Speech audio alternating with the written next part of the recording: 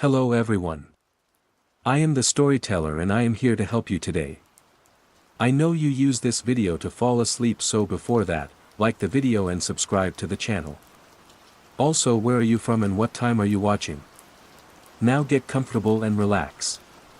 Chapter 1, The Silence of Alastair Finch. The air in Vault 7 tasted of time. Not the dry, dignified dust of well-kept archives, but a damper, more mineral tang, the breath of Edinburgh's ancient stone pressed close, seeping through the deep foundations of the National Sound Library. Down here, 3 stories beneath the cobblestone clamor of the Royal Mile, the city's vibrant pulse was a rumor, a distant thrum felt more in the bones than heard. My workstation, a sturdy oak table crowded with restoration equipment, was an island of harsh fluorescent light in a sea of shadows. Wooden shelves, bowed with the weight of forgotten voices, stretched into the gloom, their contents catalogued only by the faintest lettering on decaying labels. My name is Elias Thorne, and sound is my dominion. Or rather, its preservation. For 15 years, I've been a sound archivist, a custodian of sonic ghosts. I coaxed clarity from crackling shellac, salvaged symphonies from shedding magnetic tape, and gave digital immortality to voices long silenced by death. It was a meticulous, solitary craft, one that suited my temperament. Or perhaps, had shaped it. The past 6 months had been muted. Ilara, my wife, my vibrant, laughing Ilara, had been stolen by an illness that swept through her like a sudden storm, leaving behind a silence in our lives so profound it felt like a physical presence. The familiar contours of our flat in Marchmont now seemed alien, haunted by the negative space she'd occupied. Work had become my anesthetic, a refuge from the echoing quiet of home. This new assignment was a peculiar one, even by the esoteric standards of the library. A recently rediscovered collection of wax cylinders, labeled simply A. Finch, Auditory Experiments, 1903 to 1907. They'd been found languishing in a mislabeled crate during a recent structural survey of an older, rarely accessed storage area. Alastair Finch, according to the scant preliminary notes, had been a fringe academic, a self-proclaimed investigator of unseen resonances, largely dismissed by his contemporaries at the university. His focus, it seemed, was capturing what he termed ambient sympathetic vibrations, a rather poetic, if unscientific, way of describing attempts to record sound phenomena in locations reputed for their atmosphere. Ghost stories, essentially, captured on fragile tubes of brown wax. The cylinders were delicate, many showing the bloom of mold, their surfaces pitted and uneven. Each one was a gamble. My task was to clean them, assess their viability, and digitize whatever fragments of Finch's obsession remained. The director, Dr. Albright, a man whose enthusiasm for esoteric history far outweighed his concern for staff overtime, had been practically vibrating with excitement. Imagine, Thorne. Voices from the very edge of audibility, perhaps.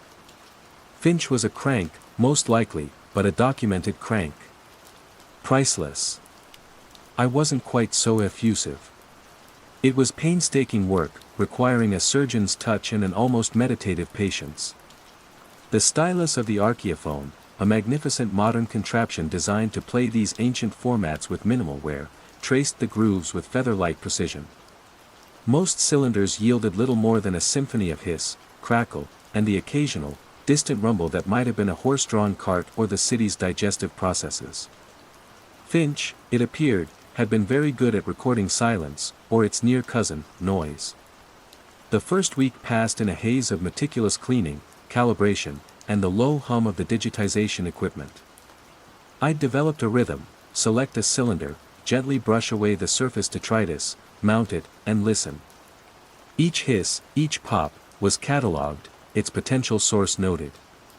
The hum of the fluorescent lights above, the distant sigh of the building's ventilation, the click of my own pen, these were the only consistent sounds in my subterranean world. Loneliness had always been a quiet companion in such deep archive work, but since Ilara's passing, it had taken on a sharper edge, a more insistent presence. It was on a Tuesday, late in the afternoon, when the first anomaly presented itself. Cylinder number 17, labeled, Greyfriars, Nocturne. I anticipated the usual sonic tapestry, wind whistling through ancient tombstones, perhaps the distant bark of a dog, all layered beneath Finch's signature static. The recording began as expected, a wash of surface noise and a low, mournful sigh that could indeed have been wind. Finch, ever the aspiring dramatist, often included a brief vocal slate at the beginning. His voice, when it came through the crackle, was reedy and precise, tinged with a faint Edinburgh burr. Alastair Finch. Recording experiment number 17. Greyfriars Kirkyard. October 12, 1905. Approximately 3 a.m. Conditions, still. Then, the expected ambience. I adjusted the noise reduction filters, trying to isolate any distinct sounds Finch might have captured. My headphones cupped my ears, creating a sealed world of sound. The wind seemed to ebb and flow, almost rhythmically. I was about to make a note, possible rhythmic wind patterns, or recording artifact mimicking breathing, when it happened.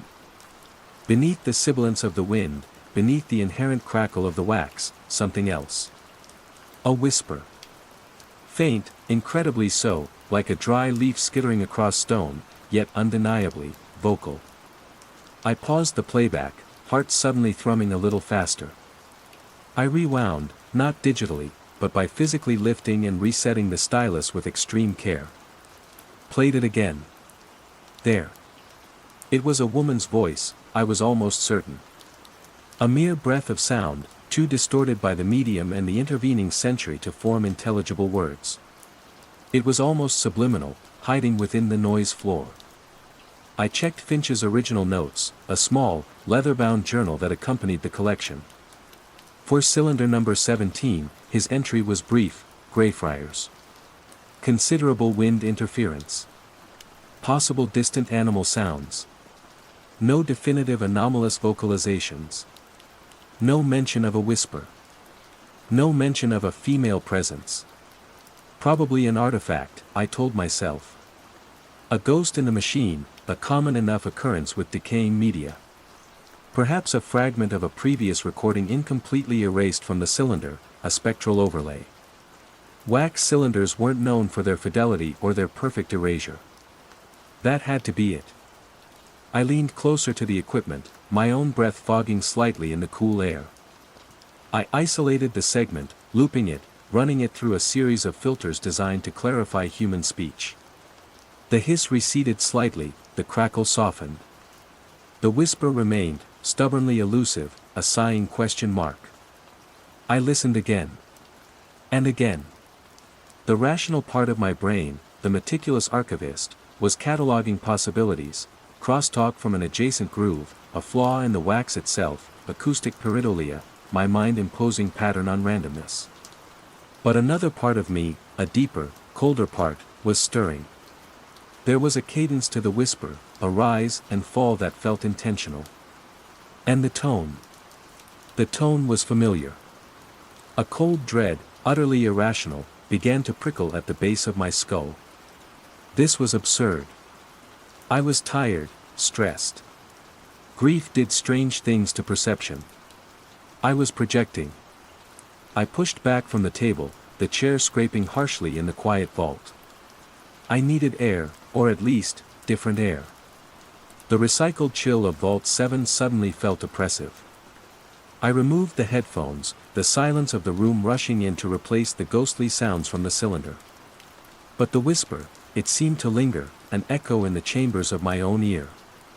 I glanced back at the archaeophone, the brown cylinder gleaming dully under the light. It looked so innocuous. An antique. A piece of history. My hand, almost of its own volition, reached for the headphones again. I had to be sure. I had to dissect it, analyze it, explain it away with the cold logic of my profession. I placed the headphones back on, the familiar suction cup effect sealing me once more into that intimate auditory world. I cued the segment. The wind sighed. The crackle persisted. And then, the whisper. This time, as I strained to hear, as every fiber of my being focused on that fleeting sound, a single, chilling syllable seemed to coalesce from the noise, just for a fraction of a second. Or perhaps I imagined it. Hoped for it. Dreaded it. It sounded like Eli. No one called me Eli. No one except Alara. My breath hitched. The blood drained from my face, leaving my skin feeling tight and cold. It couldn't be. It was impossible.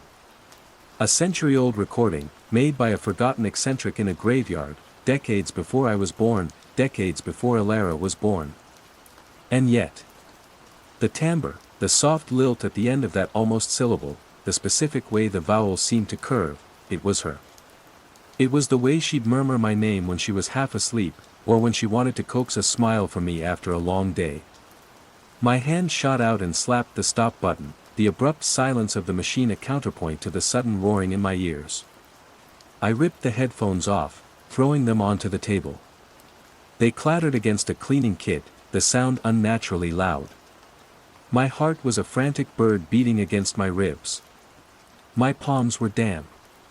No, I whispered to the empty vault. No. It's not. But the denial felt hollow, a flimsy shield against a wave of something vast and terrifying. It was grief, I told myself. Auditory hallucination brought on by stress and sorrow and the suggestive power of a faint, ambiguous sound. It had to be. That was the rational explanation. That was the only explanation. I stared at cylinder number 17. It no longer looked innocuous. It looked like a vessel, a dark mirror reflecting a grief I thought I was beginning to manage. I stood, legs unsteady, and walked to the far end of the vault, needing distance. The air down there was even colder, the shadows deeper. The silence pressed in, thick and suffocating. But it wasn't truly silent. Now that I was listening, really listening, I could hear the faint, rhythmic sigh of the ventilation, the buzz of the distant light, the almost imperceptible creak of the ancient wooden shelves. And beneath it all, just at the very edge of hearing, I thought I heard it again. A whisper. So faint, it might have been the blood rushing in my own ears. Eli. I spun around, eyes scanning the oppressive rows of archived material. Nothing. Just shelves, shadows, and the weight of forgotten sounds. I was alone. Utterly alone. And for the first time since Alara's death, the silence itself felt like a threat. Chapter 2, The Grain of the Voice. The vault seemed to shrink around me, the shadows pressing in like a physical weight. I forced myself to take slow, deliberate breaths, the kind Alara used to guide me through when work stress had me wound tight. In through the nose, hold, out through the mouth. The air still tasted of damp stone and old paper, but now there was a metallic tang to it, the taste of fear. It's the acoustics, I muttered, my voice raspy, absorbed by the sound-dampening shelves. This bloody cellar. It plays tricks on the ears. I walked back to the workstation, my steps feeling heavy, reluctant. Cylinder number 17 sat on the archaeophone, a silent, accusing presence. I had to disprove it. My sanity, my professionalism, demanded it. Grief was a powerful solvent, capable of dissolving the boundaries of reason, but I was a man of science, of tangible evidence. A whisper on a century-old piece of wax couldn't be Alara. It was an acoustic aberration, a cruel coincidence. With a newfound, albeit shaky, resolve, I began a systematic check. First, the archaeophone itself. Calibration perfect. Stylus pressure nominal. No unexpected electrical hums or vibrations from the motor. I ran a blank, ungrooved wax cylinder, pure, clean hiss, as expected. The equipment was sound. Next, cylinder number 17. I meticulously recleaned its surface, examining it under a magnifying lamp for any physical imperfections in the grooves where the whisper occurred. Nothing visible. The wax was pitted, yes, but no more so than other cylinders from the Finch collection.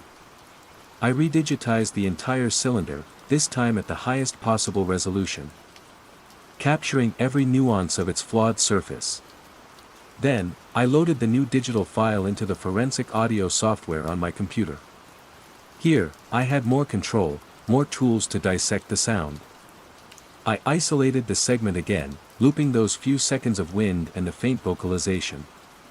Spectrogram analysis showed a fleeting cluster of frequencies in the human vocal range, right where I heard the whisper, distinct from the broader chaos of the wind and surface noise.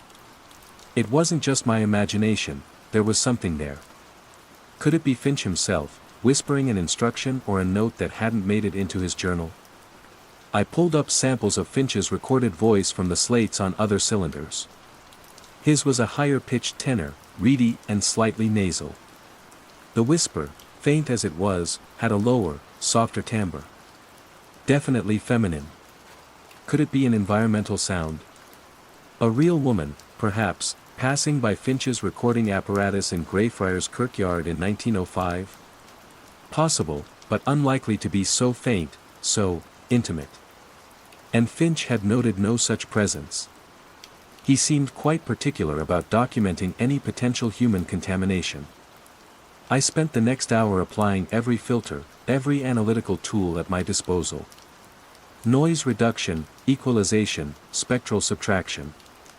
Each process chipped away at the surrounding static, but the whisper remained, like a fossil embedded in rock. Trying to isolate it further only seemed to degrade its intelligibility, smearing it into the general noise. And the familiarity, it didn't fade. The more I listened, the more the cadence, the breathy quality, the subtle inflection resonated with my memory of Alara's voice. It was in the grain of it, the unique texture that makes one voice distinguishable from millions. How could I quantify that? How could I present that as evidence to Dr. Albright? Sir, I believe this cylinder contains the voice of my dead wife, not through any supernatural means, but because, well, it just sounds like her. I'd be on psychiatric leave before the words were fully out of my mouth. Frustration gnawed at me. I was supposed to be objective, dispassionate. Yet, every time I heard that whisper, a fresh wave of grief, sharp and unexpected, washed over me. It was like touching a raw nerve. To break the fixation, I randomly selected 3 other cylinders from Finch's collection: Cowgate Closes, Resonance Test, Mary King's Close, Subterranean Echoes, and Calton Hill, Wind Patterns. I digitized and listened to each with heightened scrutiny. They were much like the others, layers of ambient sound, Finch's precise slates, and a pervasive, almost mournful hiss. There were bumps, clicks, distant rumbles, but no unexplained whispers, no ghostly vocalizations that snagged at the edges of perception. Cylinder number 17 was, so far, unique. The clock on my computer ticked towards 6 p.m. The fluorescent lights of Vault 7 seemed to hum with a more insistent, weary buzz. My eyes were gritty, my shoulders ached from hunching over the equipment. I saved the day's work, my notes on cylinder number 17 far more extensive and far less conclusive than for any other. Auditory artifact, possible female vocalization, extremely low level.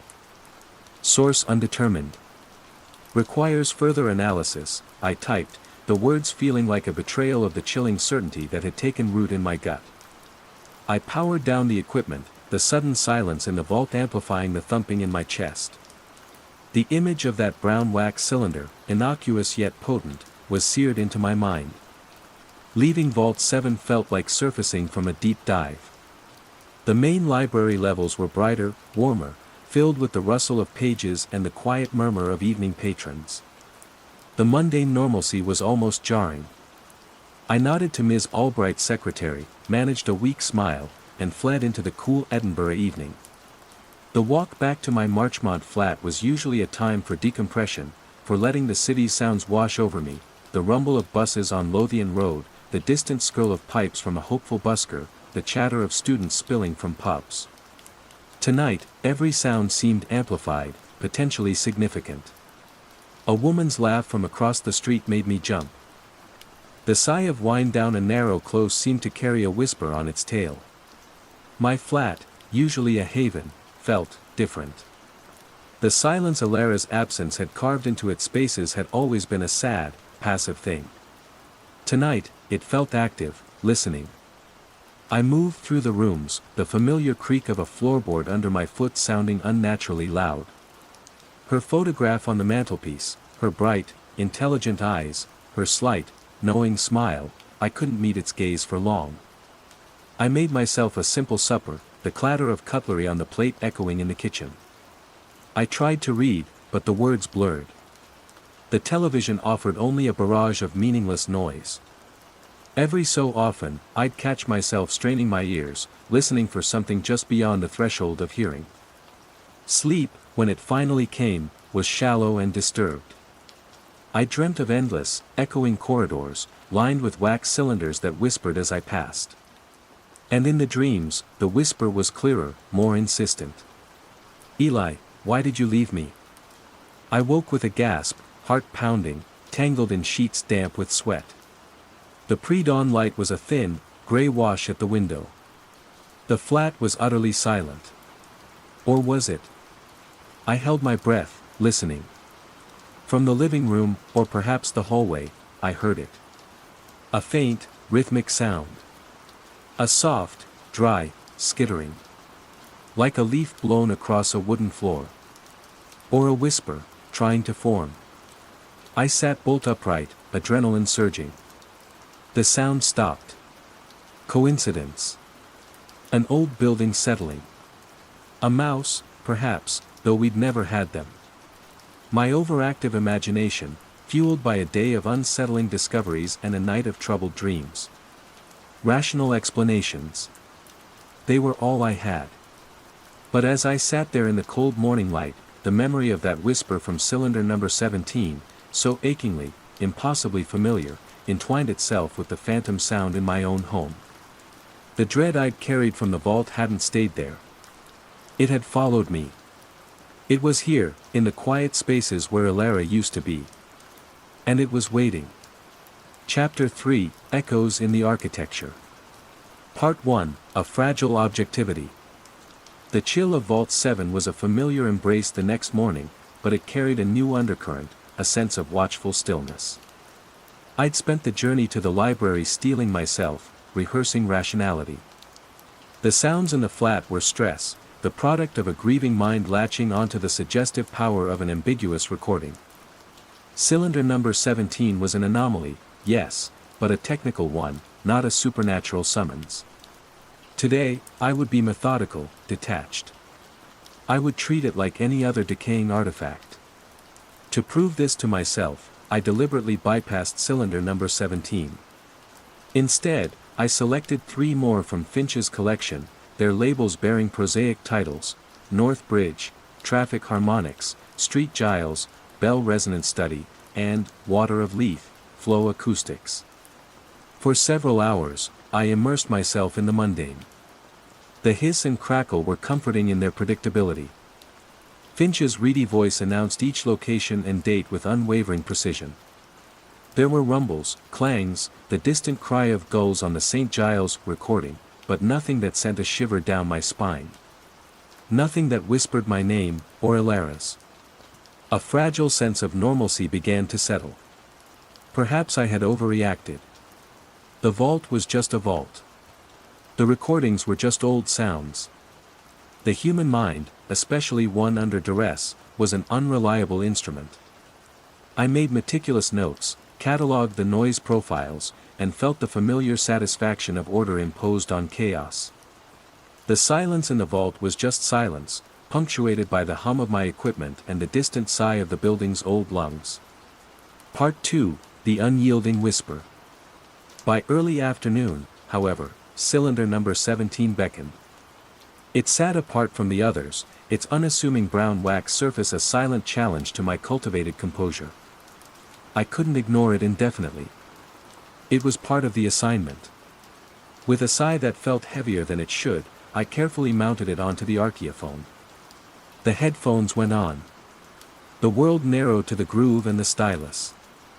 Finch's voice, October 12, 1905.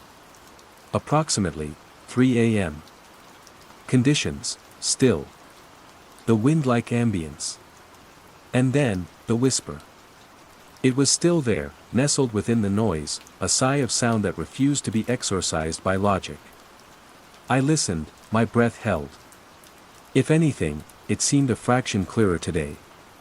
Not in terms of intelligibility, the words, if any, remained frustratingly elusive, but in its presence.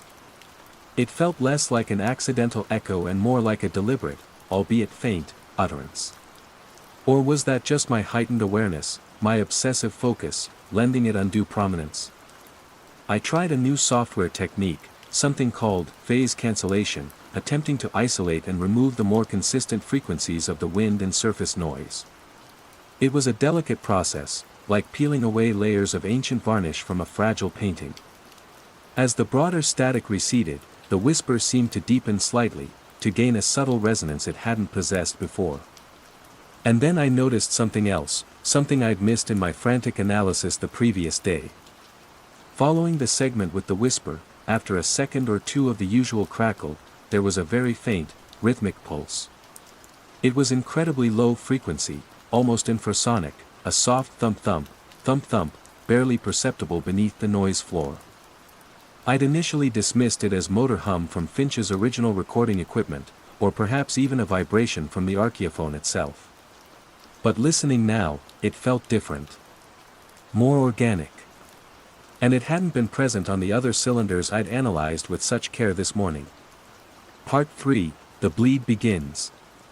I took off the headphones, a prickle of unease returning. I rechecked the archaeophone. Silent. Still. I listened intently to the ambient sounds of Vault 7. The ventilation system had its own rhythmic sigh, but this was different, deeper, more deliberate. I tried to shake it off. I switched to working on the digitized files from Street Giles, Bell Resonance Study, forcing my attention onto the complex interplay of decaying bell tones. I was deep in concentration, tweaking an equalization curve, when I heard it. A soft sigh, just to my left. I froze, fingers hovering over the keyboard. It was the sound of breath, unmistakably. Not mine. It was faint, like someone standing just out of sight, exhaling slowly. I turned my head sharply. Nothing. Just the looming shelves, their rows of silent recordings stretching into the gloom. Hello. I called out, my voice sounding thin and foolish in the stillness. Only the hum of the lights answered. I told myself it was the ventilation again, a trick of the airflow. But a cold knot was tightening in my stomach. A few minutes later, as I was archiving the Street Giles file, the main fluorescent light directly above my workstation flickered. Not a simple stutter, but a distinct pattern, 3 short, rapid flickers, then a longer one, then back to normal. It was so precise, so deliberate, it couldn't be a random fault. My heart hammered. I stared up at it, waiting for it to happen again. It remained steady, casting its cold, even light. Old wiring, I told myself. This whole wing of the library was ancient. Electrical gremlins were to be expected. Part 4, The Enigma of Alastair Finch. The flickering light, coupled with the sigh, was too much. My carefully constructed objectivity was crumbling. Something was happening, something tied to Finch's recordings, and specifically to cylinder number 17. I needed to know more about the man behind them. Leaving Vault 7 felt like escaping a pressure chamber. In the brighter, more populated main library, I accessed the institutional archives. Alastair Finch, it turned out, had been a junior fellow in natural philosophy at the University of Edinburgh in the late 1890s. His early work was conventional, focusing on acoustics and the physics of sound. But around the turn of the century, his research took a sharp, eccentric turn. I found a handful of privately published pamphlets, their paper brittle and yellowed. Titles like Sympathetic Sonic Resonance in Historic Structures and The Architectural Memory, Can Buildings Retain Auditory Imprints? His theories were unconventional. He posited that intense emotional events, particularly those involving sudden death or prolonged suffering, could leave a kind of sonic residue, an echo in the fabric of reality, which could be detected and even recorded by sufficiently sensitive apparatus. His colleagues, predictably, had dismissed him as a spiritualist masquerading as a scientist. There were letters, increasingly desperate in tone, appealing for funding, for understanding. He was eventually denied tenure, his research grants rescinded. He became a recluse, his work relegated to the fringes. One brief, almost throwaway mention in a university newsletter from 1908 noted his unexpected departure from Edinburgh. There was no forwarding address, no further academic record. It was as if Alastair Finch had simply vanished. A single, heavily annotated architectural plan fell out of one of his pamphlets. It was a detailed drawing of a tenement building in the old town, not far from Greyfriars Kirkyard. Several rooms were circled in red ink, with cryptic notes scrawled in the margins: focus of disturbance, epicenter of resonance. She is strongest here. She. The word leaped out at me. Finch had been looking for a specific female presence, a specific echo. The hair on my arms stood on end. Part 5, The Blurring Boundaries. The walk home that evening was fraught with a new kind of anxiety. It wasn't just the memory of the whisper anymore, it was the feeling that the phenomenon was becoming mobile. The sigh in the vault, the flickering light, these weren't contained within the grooves of a wax cylinder. My flat felt colder than usual. I found myself listening intently to its silence, cataloging every creak and groan of the old building. As I was making tea in the kitchen, a chipped ceramic mug Alara had been fond of, sitting on the counter well away from the edge, rattled. A single, distinct vibration, as if something had brushed against it. I stared at it, my breath catching. It didn't move again. Later, I sat in the living room, trying to lose myself in a book. My laptop was on the coffee table, closed and powered down. Suddenly, from its speakers, came a short burst of static, sharp and loud in the quiet room. And within that static, for less than a second, I heard it, a thin, reedy voice. Experiment number 22, conditions highly agitated. It was Finch's voice. The cadence, the slightly pedantic tone, was unmistakable from the cylinder slates. But how? The laptop was off. There were no Finch recordings on it. I scrambled for the machine, flinging open the lid. The screen was black. I pressed the power button. It booted up normally, no audio files playing, no strange programs running. It was impossible. I was hallucinating. The stress, the grief, Finch's strange theories, the unsettling recordings, they were all coalescing into a waking nightmare. But the sounds felt too real, too specific. The rattle of the cup. The burst of static. Finch's voice. And underpinning it all, the chilling, familiar whisper from cylinder number 17. The boundaries were blurring. The vault, the recordings, my home, they were no longer separate. Whatever Alastair Finch had been chasing, whatever echo he had tried to capture on his fragile wax cylinders, it wasn't just an echo anymore. It was reaching out. And it seemed to know my name. Or at least, the name Alara called me. I sat there in the growing darkness, the book forgotten in my lap, a profound sense of dread settling over me. I was no longer just an archivist. I was becoming part of the archive. Chapter 4, The Tenement's Shadow. Part 1, The Wall of Skepticism. The following days in Vault 7 were a tightrope walk between meticulous professionalism and barely suppressed terror. I continued to work through Finch's cylinders, each one now approached with a knot of apprehension in my stomach. Most remained stubbornly mundane, filled with the ambient sounds of a bygone Edinburgh. But the exceptions, when they came, were more unnerving than ever. Cylinder number 23, labeled Unoccupied Room, High Street, attempted vocalization capture, yielded not a whisper, but a distinct, melancholic sigh that seemed to weave through the static, almost like a lament. It wasn't Alara's voice, but it possessed a similar sorrowful timbre. And again, that almost imperceptible rhythmic pulse followed it, like a ghostly heartbeat. I even attempted to subtly broach the subject with Dr. Albright. During a brief progress update, I mentioned anomalous low-frequency patterns and faint, potentially vocal artifacts on some of Finch's recordings, phrasing it as a purely technical curiosity. Albright, ever enthusiastic, rubbed his hands together. Fascinating, Thorne. Finch's unseen resonances, perhaps. Keep detailed notes. This could be a paper in itself, you know. The challenges of archiving truly fringe material.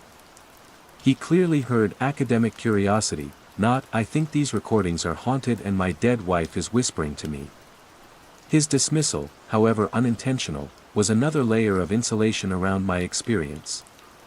There was no one I could talk to. Who would believe me? I was the rational, meticulous sound archivist. If I started speaking of whispers from beyond the grave, my career would be over, my sanity questioned. The isolation, once a comfortable companion, was now a suffocating blanket. Part 2, In Finch's Footsteps. My evenings became consumed by Alastair Finch. The architectural plan I'd found was my starting point. It depicted a tenement on Blackfriars Street, a narrow, cobbled artery running off the Royal Mile, an area steeped in centuries of history, poverty, and sudden violence. The circled rooms, Finch's focus of disturbance, were on the top floor. I cross-referenced old city directories and newspaper archives at the Central Library. The building still stood, though its facade had likely changed. In the early 1900s, it had been a typical overcrowded old town tenement, home to numerous families packed into small, dark rooms. The name A. Finch appeared nowhere in the tenant records for that building. He had been an investigator, an outsider looking in. But what, or who, had he been looking for? That sheet from his notes. A breakthrough came from a dusty, almost forgotten local history pamphlet titled Dark Tales of the Old Town. It chronicled various local legends and unfortunate events. One entry, dated 1888, 15 years before Finch's recordings, described a tragedy at that very address on Blackfriars Street. A young woman, a seamstress named Ailey MacLeod, had died in a fire in her top-floor room. The fire was small, mostly smoke damage, but she had succumbed to asphyxiation. The cause was never definitively determined: a dropped candle, an overturned oil lamp. The entry noted, with a Victorian flourish, that neighbors had often spoken of her melancholy disposition and her habit of humming old Gaelic airs as she worked. Ailey. Close to Eli. Close to Ilara. The names, the potential for vocal similarity in a whisper, the top floor room, Finch's, she is strongest here, it all clicked into a horrifying, speculative pattern. Was Finch trying to record the sonic residue of Ailey MacLeod? And had he, in some way, succeeded too well? Part 3, The Scent of Lilac and Ozone. The phenomena were no longer confined to whispers and technological glitches. They were becoming more sensory. One afternoon in Vault 7, while working on a particularly noisy cylinder Finch had labeled electrical storm, acoustic anomaly, a distinct scent filled the air around my workstation. It was faint, but unmistakable: lilac. Ilara's favorite flower. She'd always kept a small bottle of lilac water on her dressing table. The scent was so precise, so evocative, it was like a punch to the gut. I looked around wildly, sniffing the air. The vault smelled only of its usual damp dust and decaying paper. But for a few precious, agonizing seconds, Ilara had been there. Then came the ozone. Later that same day, as I was replaying the segment of cylinder number 17 with the rhythmic pulse, the air around the archaeophone crackled with the sharp, metallic scent of ozone, like the air after a lightning strike. It was the smell Finch might have experienced during his electrical storm recording. The lights above my desk flickered again, this time in a more complex, almost Morse code-like pattern, before steadying. At home, things were worse. Objects began to move with more certainty. One morning, I found the chipped ceramic mug, Ilara's mug, on the floor by the kitchen counter, unbroken but undeniably moved. The previous night, I'd woken to a soft, rhythmic tapping coming from the living room wall, the one that backed onto the empty spare bedroom. Thump thump, thump thump. The same rhythm as the pulse on Finch's cylinder. It stopped the moment I sat up in bed. And the whispers, they were changing. Sometimes, I'd hear them in the vault, so faint I'd dismiss them as tinnitus or the building settling. But at home, in the dead of night, they were clearer. No longer just the ambiguous Eli. Once, drifting in the space between wakefulness and sleep, I heard, with chilling clarity, Ilara's voice murmur, "Cold, so cold here." Part 4, The Observer Observed. Sleep became a battlefield. I'd jolt awake at the slightest sound, my nerves frayed raw. I started leaving a dim light on in the hallway, a childish defense against the encroaching darkness. My reflection in the bathroom mirror looked gaunt, my eyes hollow and haunted. I saw a stranger staring back, a man teetering on the edge. I began to feel watched, constantly. In the vault, the sensation was diffuse, like the collective weight of all those forgotten voices in the archives pressing in. But at home, it was more specific, more focused. I'd turned suddenly, expecting to see someone in the doorway, only to find empty space. Yet the feeling lingered, a prickling awareness on the back of my neck. One evening, I was reviewing the digital file of cylinder number 17 on my laptop in the living room. I had the headphones on, lost in the frustrating attempt to decipher the whisper. Suddenly, my webcam light flickered on. Just for a second. My blood ran cold. I hadn't initiated any programs that used the camera. I quickly checked the running processes, nothing. I put a piece of tape over the lens, my hands shaking. Was it watching me through my own equipment? The thought that my meticulous observation of these sounds was somehow being reciprocated, that I was the one being studied, was profoundly disturbing. The rhythmic pulse seemed to be a key, or at least a recurring motif. I started running spectral analysis on all of Finch's recordings, not just the ones with overt whispers. And there it was, buried deep in the noise floor of several others, cylinders Finch had deemed unremarkable, that same faint, organic thump-thump. It was as if something had been latently present in many of his attempts, only truly awakening on cylinder number 17, or perhaps awakening now, due to my focused attention.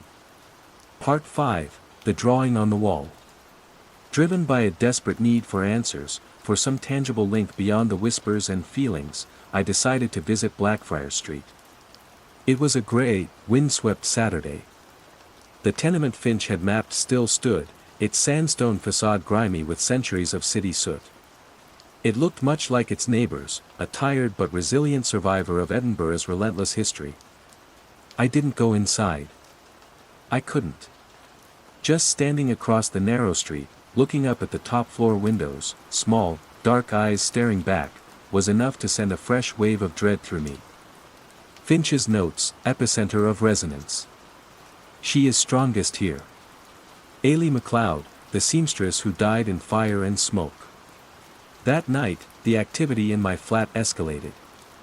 I was in the kitchen when I heard a distinct scraping sound from the spare bedroom, the one that shared the wall where I'd heard the tapping. It was a sound I knew, the sound of charcoal on rough paper. Ilara had been an artist in her spare time, her medium often charcoal sketches. My heart hammering against my ribs, I forced myself to the door of the spare room.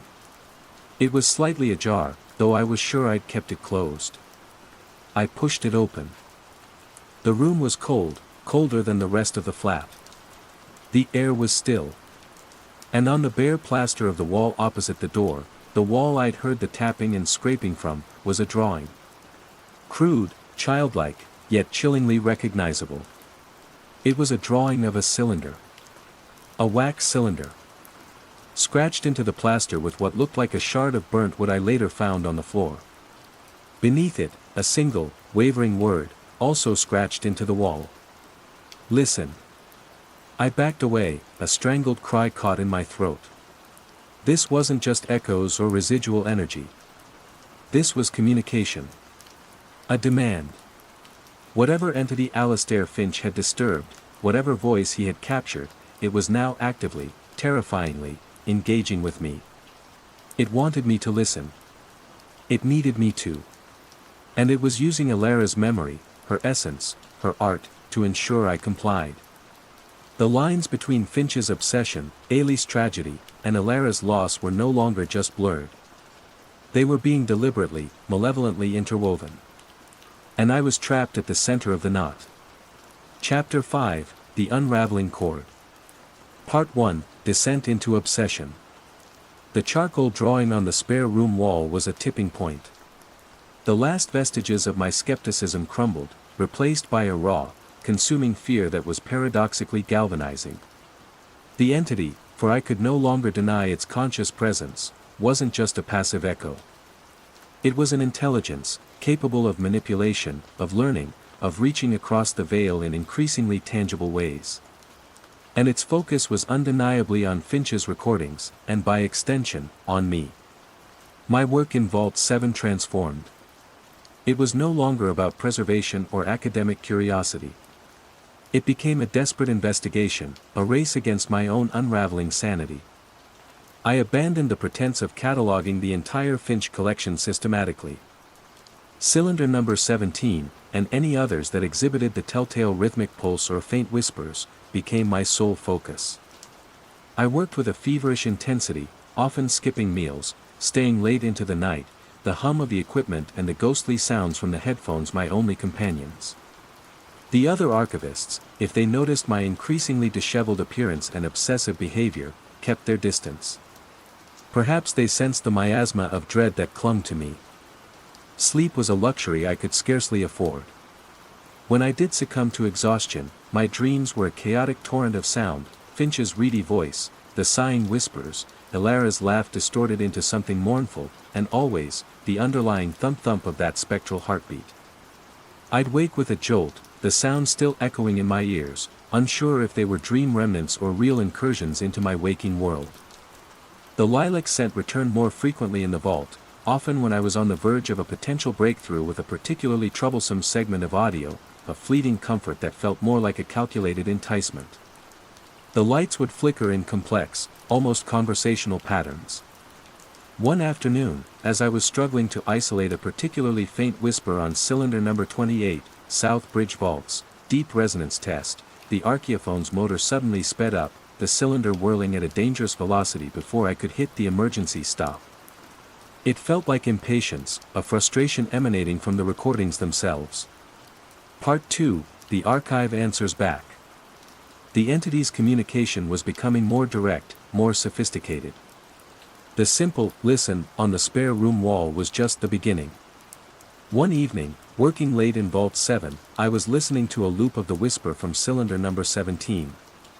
I had a notepad beside me, trying to phonetically transcribe the elusive sounds. Suddenly, the speakers of my computer, which were not connected to the archaeophone and were supposed to be muted, crackled to life. A synthesized voice, cold and devoid of inflection, spoke a single word, closer. I ripped off my headphones, my heart leaping into my throat. The computer speakers went silent. I checked the audio settings, still muted. No programs were running that could have produced synthesized speech. It was impossible. Yet, I had heard it. A few days later. The phenomenon took a more personal, more insidious turn. I was attempting to clean up a newly digitized recording, this one labeled, Canongate Kirkyard, Night Vigil. It contained the usual hiss and Finch's introductory slate. Then, a new voice emerged from the static, my voice. "You're hearing what isn't there, Elias," my recorded voice said, calm and rational, the exact tone I used when trying to reassure myself. "It's stress. Grief. You need to stop." I froze, my blood turning to ice. It wasn't just a random snippet. It was a perfect echo of my own internal monologue, my own desperate attempts at self-deception. How could it know my thoughts? Was it pulling them from my mind? Or was it something else? Was the archive itself, the very air heavy with recorded words and forgotten conversations, somehow being used as a medium? The feeling of being watched intensified, evolving into a sense of being known.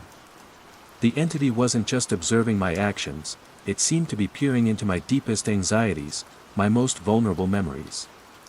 It used Alara's scent, my own voice, the tapping rhythm like a heartbeat, all carefully chosen to resonate, to unnerve, to compel. Part 3, The Weight of Silence. Attempts to resist, to pull away, were met with escalating pressure. One morning, after a particularly harrowing night of whispers and moving objects in my flat, I decided I couldn't face Vault 7. I called in sick, citing a migraine. I spent the day trying to distract myself, walking aimlessly through the meadows, the vast green expanse a stark contrast to the claustrophobic confines of the archive and my increasingly oppressive flat. But there was no escape. As I sat on a park bench, trying to read, a sudden, unnatural silence fell around me. The chirping of birds, the distant traffic, the laughter of children, all faded away, as if a giant pair of headphones had been clamped over the world. The silence was absolute, terrifyingly so. It pressed in on me, heavy and suffocating. And in that profound stillness, I heard it, not with my ears, but in my mind, as clear as a spoken word, the work is not done. The sound of the world rushed back in an instant, leaving me gasping, trembling on the bench. Passers-by gave me strange looks. The message was clear, there would be no respite until I did what it wanted. Until I listened. Until I understood. Even trying to destroy the source seemed futile. The thought had crossed my mind, smashing cylinder number 17, wiping the digital files. But a profound, instinctual dread held me back. It felt like tampering with something far beyond my comprehension, like trying to swat a hornet with a cannon. And I suspected it wouldn't work. The phenomenon was no longer solely contained within that single cylinder. It was bleeding out, imprinting itself on the environment, on me. Destroying the original might only make it angrier, more diffuse. Part 4, Finch's Final Recording. My investigation into Alastair Finch continued, driven by a desperate hope that understanding his fate might offer a clue to my own. I revisited his pamphlets, his scant notes. One entry, scribbled almost illegibly in the margin of his journal alongside a list of cylinder numbers, caught my eye. Final experiment. The binding sound. She will speak clearly, or I am lost. The cylinder numbers listed were mostly ones I'd already examined. But there was one at the very end of the sequence, cylinder number 33, that was missing from the crate. According to the library's initial inventory, the crate was supposed to contain 32 cylinders. Had Finch made one final, crucial recording that never made it into the archive? Or had he destroyed it? Or taken it with him when he vanished? The idea of a binding sound resonated with a chilling implication. Was Finch attempting not just to record, but to somehow contain or control the entity he had awakened? And had he failed? The library's deeper, older acquisition records, some still on handwritten ledger cards, offered a faint, tantalizing clue. A note from 1908, shortly after Finch's departure, mentioned a small, damaged parcel received from a Leith lodging house, addressed to the university. Its contents were described as inconclusive academic papers and one broken wax cylinder, deemed unsalvageable. Unsalvageable. Discarded. Lost to time. Or perhaps, misfiled, languishing in some forgotten corner of the vast library archives, like Finch's initial collection. The thought sent a jolt of adrenaline through me. If cylinder number 33 existed, if it held the key to what Finch had been attempting, I had to find it. Part 5, The Invitation. The pressure from the entity was relentless. The whispers in my flat were no longer just Alara's name. They were becoming fragments of sentences, disjointed phrases that seemed to be trying to tell me something. The walls remember, the silent room awaits, he opened the door. One night, I woke to find my laptop open on my desk, its screen glowing faintly in the darkness. On the screen was a single image, a stark, black and white photograph of the top floor window of the Blackfriars Street tenement. The same window I had stared at from the street. The image wasn't from the internet, I'd never searched for it. It was as if it had been placed there. Beneath the image, typed in a simple, unadorned font, was a message. She waits for you, Elias. Where it began. Where it must end. Come to the silent room. It wasn't Alara's voice, or Finch's, or the synthesized tone. It was a new kind of communication, direct, unambiguous. An invitation. Or a summons. The fear was a cold, hard knot in my stomach, but mixed with it was a strange, almost fatalistic resolve. I couldn't go on like this, a prisoner in my own life, haunted by echoes and whispers. The entity wanted something from me, something connected to Finch, to Ailey MacLeod, to that room in Blackfriars Street. Perhaps the only way to stop it, to understand it, was to confront it on its own ground. The choice, I realized, was no longer mine to make. I was being pulled, inexorably, towards the source. Towards the echoing past, and whatever terrible truth lay waiting in the tenement's shadow.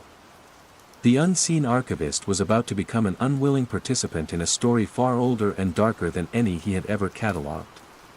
Chapter 1, The Parker Tapes. The move from the stark, often brutal, realities of forensic audio analysis to the hushed reverence of archival restoration at Oralum had been a deliberate one. After years spent sifting through the sonic detritus of human tragedy, muffled cries on emergency calls, the distorted threats of blackmailers, the chilling silences on cockpit recorders, I craved quiet. Dr. Eris Thorne, I'd told myself, needed less noise, more history. Oralum, a privately funded heritage foundation nestled in a grand brownstone in Boston's Back Bay, seemed to promise just that. It was a sanctuary for sound, dedicated to preserving the rarest and most fragile audio formats known to man. My new house, too, was meant to be a haven. A 3-story Victorian in a slightly less fashionable part of Dorchester, acquired for a price that had raised my eyebrows even before the realtor's breezy dismissal. Oh, it's just been vacant for a while. Needs a little love, that's all. A while turned out to be the better part of a decade, and the love it needed seemed to involve more than a fresh coat of paint. There was an undeniable chill to the place, a lingering stillness that even the autumn sun struggled to dispel. Its silence was different from the quiet I sought, it felt less empty and more expectant. But the mortgage was manageable, and the original woodwork was undeniably beautiful. My current project at Oralum was the Parker Collection, a series of reel-to-reel tapes from the late 1950s and early 1960s. Donated by the estate of a Dr. Julian Parker, a physician once affiliated with a now-defunct private hospice, the recordings were labeled with a rather sterile euphemism, somatic vocalization studies in terminal patients. According to the sparse accompanying documentation, Dr. Parker had been researching the effects of auditory stimuli, music, spoken word, even white noise, on the dying, ostensibly for palliative care purposes. A grim subject, certainly, but not entirely out of place in an archive that also held recordings of World War I trench songs and the last known broadcasts of defunct radio stations.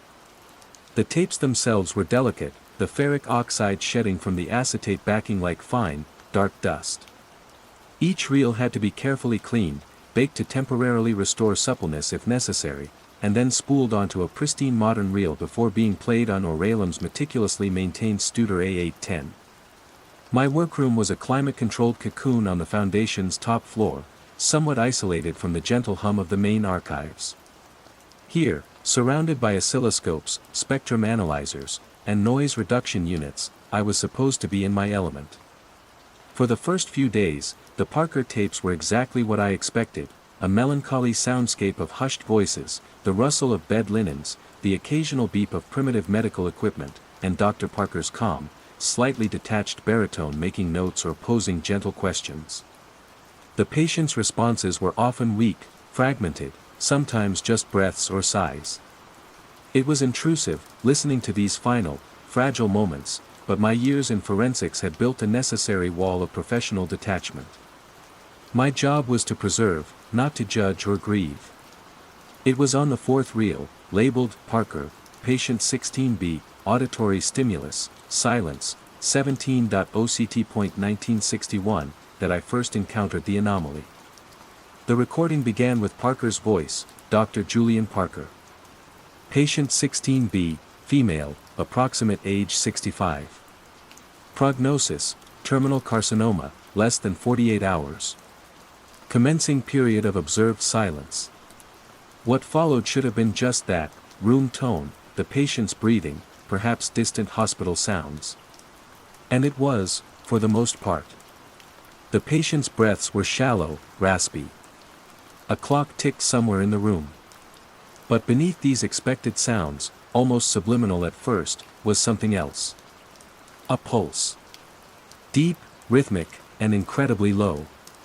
Thump thump, thump thump. I paused the tape, frowning. My first thought was equipment interference. A ground loop hum, perhaps, or a vibration from the Studer's motor picked up by the playback head. I checked my connections, the grounding wires. Everything was secure, as always. I ran a reference tone through the system, clean. I rewound the Parker tape a little and played it again. There it was. Faint, but undeniably present. It wasn't a consistent electronic hum, it had an organic quality, a subtle variation in rhythm and intensity, like a massive, slow heartbeat. It was so low in frequency that I felt it almost as much as I heard it, a subtle pressure in my ears, a vibration in my chest. I consulted the original archivist's notes that came with the collection. They were brief, mostly technical observations about tape condition and Parker's cataloging system. No mention of any persistent low-frequency anomalies, no notes about unusual background sounds beyond the expected room tone. This was strange. If it were an artifact of Parker's original recording equipment, a faulty microphone preamp, for instance, it should have been present on other tapes from the same period, using the same setup. I quickly loaded Reel 3, then Reel 5. Both had been recorded within weeks of Reel 4, according to Parker's labels. I listened intently. The usual sad ambience, Parker's voice, the patient's faint responses. But no pulse. I returned to Reel 4, spooling through to different sections. The pulse was consistent throughout the entire recording of patient 16B, from Parker's introduction to the tape's abrupt end mid-breath, presumably the patient's last. It seemed to be an intrinsic part of that specific recording, woven into its very fabric. I spent the rest of the afternoon trying to isolate it, to analyze its spectral signature. The frequency was incredibly low, hovering around the 20 to 30 Hz range, right at the edge of human hearing. It wasn't a simple sine wave, it was complex, with harmonics that suggested something more than a simple mechanical vibration. It was unsettlingly reminiscent of a heartbeat, yes, but scaled to some impossible, subterranean size. My logical mind, the forensic analyst still lurking beneath the archivist's calm, ran through possibilities. Could it be seismic activity, captured by Parker's microphone? Boston wasn't known for earthquakes. Industrial machinery nearby? Perhaps, but why only on this one recording, and with such an organic rhythm? As the day drew to a close, I saved the digitized file, making a detailed note about the unidentified low-frequency rhythmic sound. I powered down the equipment, the sudden silence of the room amplifying the faint thrumming that now seemed to echo in my own ears. The morbidity of the Parker collection, which I'd initially compartmentalized, now felt heavier, imbued with this strange, resonant mystery. Leaving Oralum, the crisp Boston air felt good on my face. The sounds of Boylston Street, traffic, chatter, the distant clang of a tram, were a welcome cacophony. But as I walked towards the T station, I found myself listening beyond the surface noise, straining for something else. And then, just for a moment, as I passed a quiet alleyway between two towering brownstones, I thought I heard it. Faint, so faint it could have been the blood in my own ears, or the rumble of a distant subway train. Thump thump. I stopped, turning my head. Nothing. Just the wind sighing through the narrow passage. Chalking it up to auditory pareidolia, the mind's tendency to find patterns in random noise, especially after intense focus, I shook my head and continued on my way. But as I later unlocked the door to my cold, quiet Victorian in Dorchester, the silence within seemed to press against my eardrums. And in that profound stillness, as I stood in the dim hallway, the scent of old wood and dust thick in the air, I was almost certain I felt it more than heard it, a deep, resonant pulse, seemingly emanating from the very foundations of the house. Thump thump, thump thump. Like a giant heart, beating slowly, patiently, in the darkness beneath the floorboards. Just vacant for a while, the realtor had said. I was beginning to wonder what else she hadn't told me. Chapter 2, The Resonant House. Part 1, Oralem's Echo. The next morning, the rhythmic thumping in my house was gone, or at least, I couldn't discern it amidst the usual morning sounds of an old building settling and the distant city waking up. I convinced myself it had been a trick of tired ears and an overactive imagination, fueled by the unsettling discovery on Reel 4. My Victorian, with its myriad creaks and groans, was probably full of subsonic rumbles I'd simply never noticed before. At Oralum, I approached Reel 4 with a mixture of trepidation and scientific curiosity. The pulse was still there, a brooding undercurrent to the tragic recording of patient 16B. I spent hours trying to filter it out, to understand its origin within the context of Parker's setup. Could it be a resonance in the room where Parker recorded, excited by some external vibration only present that day? Possible, but the pulse felt too deliberate, too alive. I began meticulously cross-referencing Parker's notes with the tape contents. Patient 16B, whose real name was obscured by Parker's clinical coding, had died on October 17, 1961. The recording ended abruptly. No further notes from Parker on this specific patient, other than a stark session terminated. Subject expired. Driven by a hunch, I pulled other tapes recorded around that same mid-October period. Reel 5, Reel 6, nothing. Then, on Reel 7, labeled Parker, Patient 18A, Auditory Stimulus, Bach Cello Suite No. 1, 20.OCT.1961, I found it again. Fainter this time, almost masked by the rich tones of the cello, but unmistakably the same deep, rhythmic pulse. Thump thump, thump thump.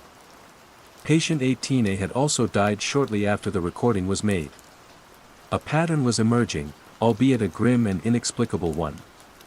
The pulse seemed to manifest in recordings made very close to the moment of death. Was Parker, in his quest to document the somatic vocalizations of the dying, inadvertently capturing something else entirely? Something that resonated with the finality of life's cessation? Part 2, The Office Hum. The true unease began later that day. I was taking a break from the Parker tapes, working on a different project, digitizing a set of fragile shellac discs from the 1920s. The Studer was off. The specific equipment used for the Parker reels was powered down. My workroom was quiet, save for the gentle whir of the turntable playing the shellac and the hum of my computer. And then I heard it. Thump thump, thump thump. It wasn't coming from the headphones. It wasn't coming from any active audio equipment. It was in the room. Faint, like a distant bass drum, but with that same organic, slightly irregular rhythm I'd identified on the Parker tapes. I froze, listening.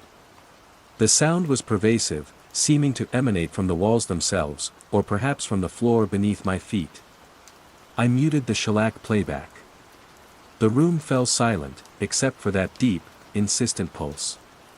My heart began to hammer in my chest, a counter-rhythm to the sound that filled the air. This wasn't an artifact on a tape. This was real. It was here, in my isolated workroom on the top floor of Oralum. I stood up, walking around the room, trying to pinpoint its source. It seemed to be strongest near the older, exterior walls of the brownstone. I pressed my ear against the cool plaster. The vibration was undeniable, a physical sensation against my skin. Dr. Thorne. Everything all right in there? Mrs. Albright, the foundation director's wife and de facto office manager, was standing in the doorway, a concerned look on her face. The sound, whatever it was, vanished the instant her voice broke the quiet. Oh, yes, Mrs. Albright. Fine. Just, stretching my legs, I stammered, feeling foolish. Had she heard it? I couldn't ask. How could I explain that I was hearing a giant, ghostly heartbeat in the walls? She gave me a polite, slightly puzzled smile and retreated. The moment she was gone, the silence in the room felt heavy, charged. I waited, holding my breath. Slowly, almost tentatively, the pulse returned. Thump thump. Part 3, The Victorian Secret. The walk home that evening was filled with a mounting dread. If the sound could manifest in oralum, away from the tapes themselves, what awaited me in my old, vacant for a while, Victorian? The house felt colder than ever. The silence was profound, a living entity. I moved through the downstairs rooms, the parlor with its dusty velvet curtains, the cavernous dining room, the antiquated kitchen, listening. At first, nothing but the usual creaks and sighs of an old structure. I made myself dinner, the clatter of pots and pans a welcome, if temporary, shield against the quiet. It was later, as I sat in the sparsely furnished living room trying to read, that it began. Softly at first, a barely perceptible vibration through the floorboards. Then, the sound, growing in presence, thump thump, thump thump. It was deeper here, more resonant than it had been at oralum, as if its source were closer, more integral to the house itself. It seemed to be coming from below, from the cellar perhaps, or even from the earth beneath the foundations. Sleep was out of the question. I paced the downstairs rooms, the pulse a constant companion. It wasn't just a sound, it was a presence. The air felt thick with it, charged with an unseen energy. I tried to rationalize it, old plumbing, the house settling, traffic vibrations from the street carried through the ground. But none of those explanations accounted for its distinctly organic rhythm, its almost sentient quality. Driven by a desperate need to understand, I found the key to the cellar door, tucked away on a dusty ledge in the pantry. The door groaned in protest as I pulled it open, revealing a steep, narrow flight of wooden stairs descending into blackness. The air that wafted up was cold, damp, and earthy, carrying with it an intensified sense of the rhythmic thrumming. Part 4, Beneath the Floorboards. Flashlight in hand, I descended into the cellar. It was a vast, low-ceilinged space, the floor packed earth, the walls rough-hewn stone. Cobwebs hung like macabre decorations. The pulse was strongest here, a palpable vibration that resonated in my bones. It seemed to be emanating from the very ground beneath my feet. My flashlight beam cut through the darkness, illuminating discarded furniture draped in white sheets like forgotten ghosts, old paint cans, and stacks of damp newspapers yellowed with age. As I moved deeper into the cellar, the thumping grew more localized, seeming to concentrate in one particular corner, beneath a section of newer-looking, hastily laid concrete. It was a stark contrast to the ancient stone and earth elsewhere. I knelt, placing my hand on the concrete patch. The vibration was intense here, the rhythmic thump-thump a powerful, physical force. What was under here? Why the new concrete? My forensic instincts, long suppressed, flared to life. I scanned the cellar for tools. In a rusted bucket, I found an old crowbar and a heavy mallet. Hesitantly at first, then with growing urgency, I began to strike the edge of the concrete patch with the crowbar, using the mallet to drive it. The concrete was thick, but after several minutes of strenuous effort, a crack appeared. Then another. With a final heave, I managed to pry up a section of the concrete. It came away with a sickening crack, revealing not earth, but a dark, hollow space beneath. The pulsing sound intensified, seeming to well up from the void. I shone my flashlight into the opening. Part 5, The Unmarked Grave. It wasn't a natural cavity. It was a shallow, crudely dug pit. And in it, lay a bundle wrapped in oilcloth, tied with rotting rope. The rhythmic thumping seemed to emanate directly from it, or from the earth beneath it. My breath hitched. This wasn't old plumbing. This wasn't the house settling. With trembling hands, I reached into the pit and carefully pulled the bundle out. It was heavy, surprisingly so. The oilcloth was stained and brittle.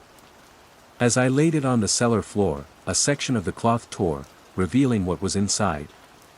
Not human remains, not directly. It was a collection of objects, carefully arranged. An old, leather-bound physician's bag, its metal clasps green with verdigris. Several glass medical vials, still stoppered, containing dark, viscous liquids. And nestled amongst them, an antique, hand-cranked phonograph, the kind that played wax cylinders. Beside it, a single, unmarked brown wax cylinder, resting on a bed of what looked like dried herbs. The pulsing sound, the thump-thump, was now deafeningly close, seeming to vibrate from the cylinder itself, from the bag, from the very earth of my cellar. Suddenly, a new sound joined the pulsing, a faint, high-pitched whine, like an old motor struggling to turn. It was coming from the phonograph. The playback horn, small and tarnished, seemed to tremble. And then, from the horn, a whisper. Not words, but a series of soft, rhythmic clicks and sighs, perfectly in time with the deep thumping. It was as if the phonograph was trying to play the pulse, to give voice to the silent heartbeat that permeated my house. I stumbled back, a cry caught in my throat. Dr. Parker and his recordings of the dying, my, vacant for a while, Victorian, the new concrete patch in the cellar, it all coalesced into a horrifying, grotesque picture. Someone had been here before me, someone who knew about this house, this sound. Someone who had perhaps tried to silence it, or contain it. The realtor's words echoed in my mind, just needs a little love. Love wasn't what this house needed. It needed an exorcism. And I, Dr. Eris Thorne, the man who sought quiet, had just unearthed its screaming, beating heart. Chapter 3, The Parker Hale Connection. Part 1, A Sleepless Investigation. Sleep was impossible after the discovery in the cellar. The rhythmic thumping, now inextricably linked to the contents of that oilcloth bundle, permeated every corner of the house, a constant, oppressive presence. I retreated from the cellar, leaving the phonograph and its accoutrements where they lay, but the sound followed me, a palpable vibration in the floorboards, a tremor in the air.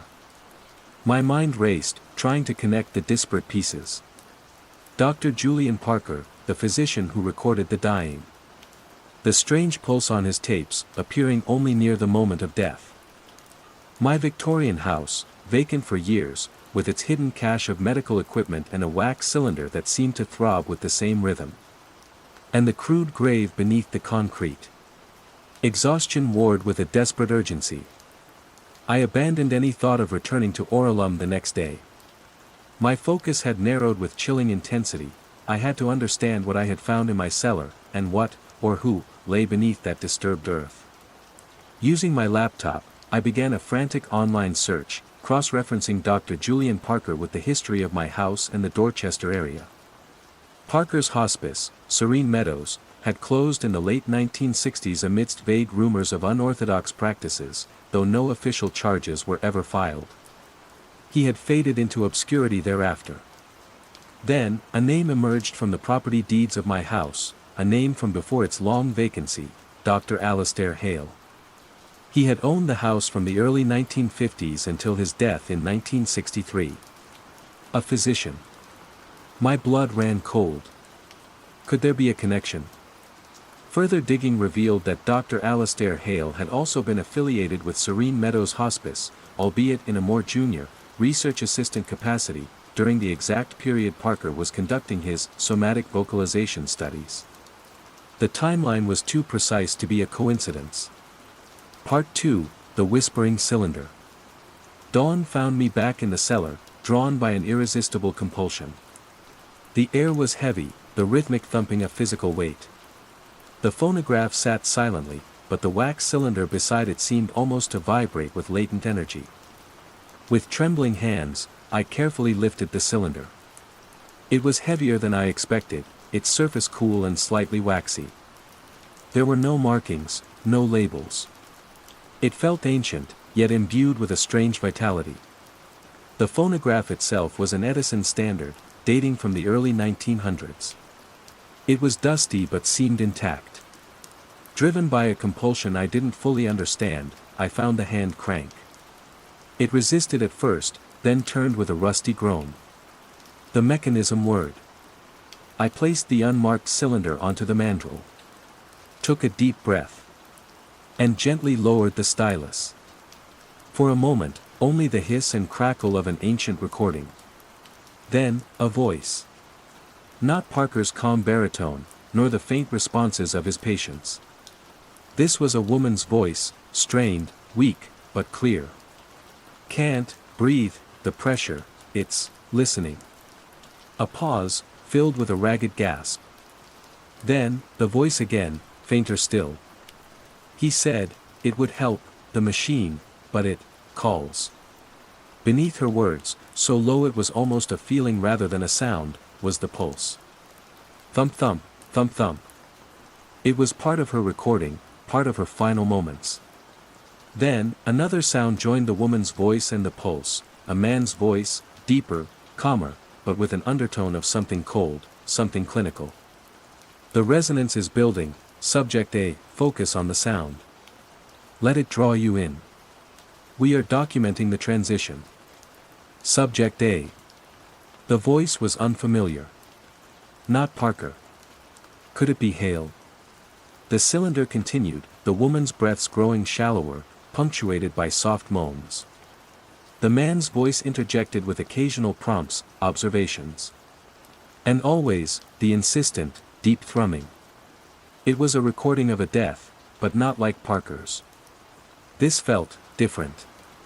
More active. More experimental. The recording ended abruptly, mid-pulse, with a soft click. The silence that followed was deafening, broken only by the continued, real-time thumping from the earth beneath me. Part 3, The Legacy of Serene Meadows. The recording on the cylinder horrified and galvanized me. Subject A. The resonance is building. It calls. This wasn't palliative care. This was something else, something darker. My investigation now focused on Dr. Alastair Hale. Newspaper archives yielded little beyond a brief obituary in 1963, citing a short illness. No mention of family, no details of his medical practice beyond his association with Serene Meadows. He seemed to be a man who had lived and died in the shadows. But the house itself was a testament to his presence. The new concrete patch in the cellar, the hidden bundle. Hale had lived here. Hale had died here. Was subject A buried beneath that concrete? And what was the significance of the phonograph, the cylinder? Was it Hale's attempt to capture the same phenomenon Parker had stumbled upon, or something more deliberate, more sinister? The items in the physician's bag provided more clues. The vials contained various sedatives and opiates common in the mid-20th century, but also several unlabeled substances that looked like crude herbal concoctions. There were also notebooks, filled with Hale's spidery handwriting. The notebooks were a chilling revelation. Hale, it seemed, had become obsessed with Parker's initial findings about the low-frequency pulse. But where Parker had merely observed, Hale had sought to interact, to amplify. He believed the pulse was not just a byproduct of dying, but a form of energy, a phonotoacoustic resonance, as he termed it, a sound that bridged the gap between life and what came after.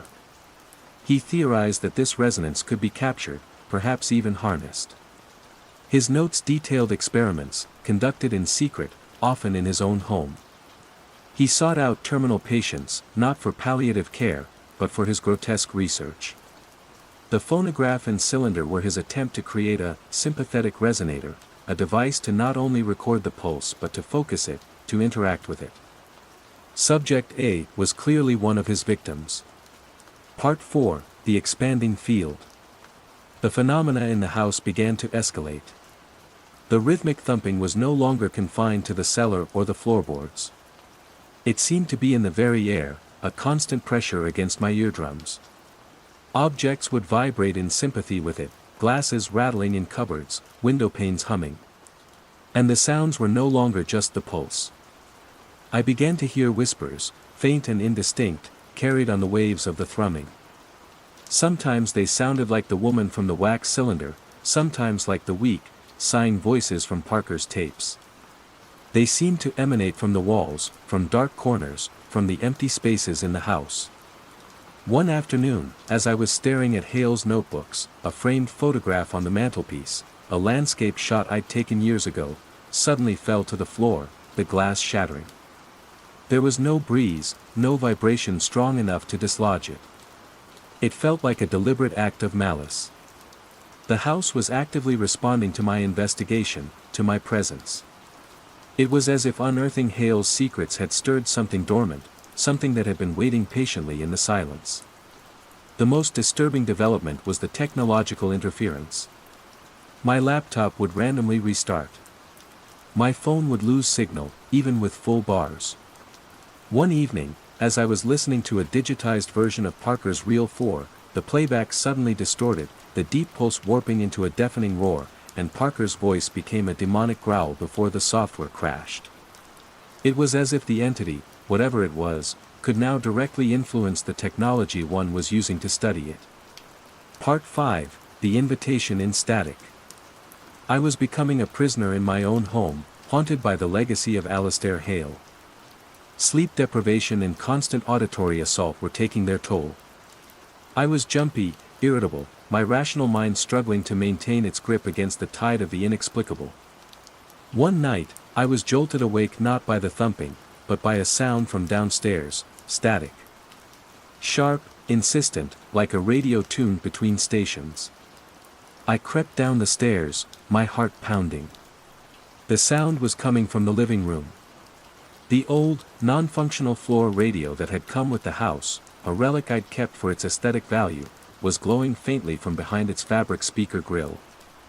And it was emitting loud, crackling static.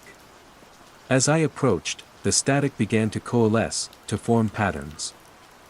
And then, a voice emerged, synthesized, yet terrifyingly familiar. It was the cold, clinical voice from Hale's wax cylinder recording. "The house remembers, Dr. Thorne." The static surged, then resolved again. He sought to understand the bridge. He became part of it.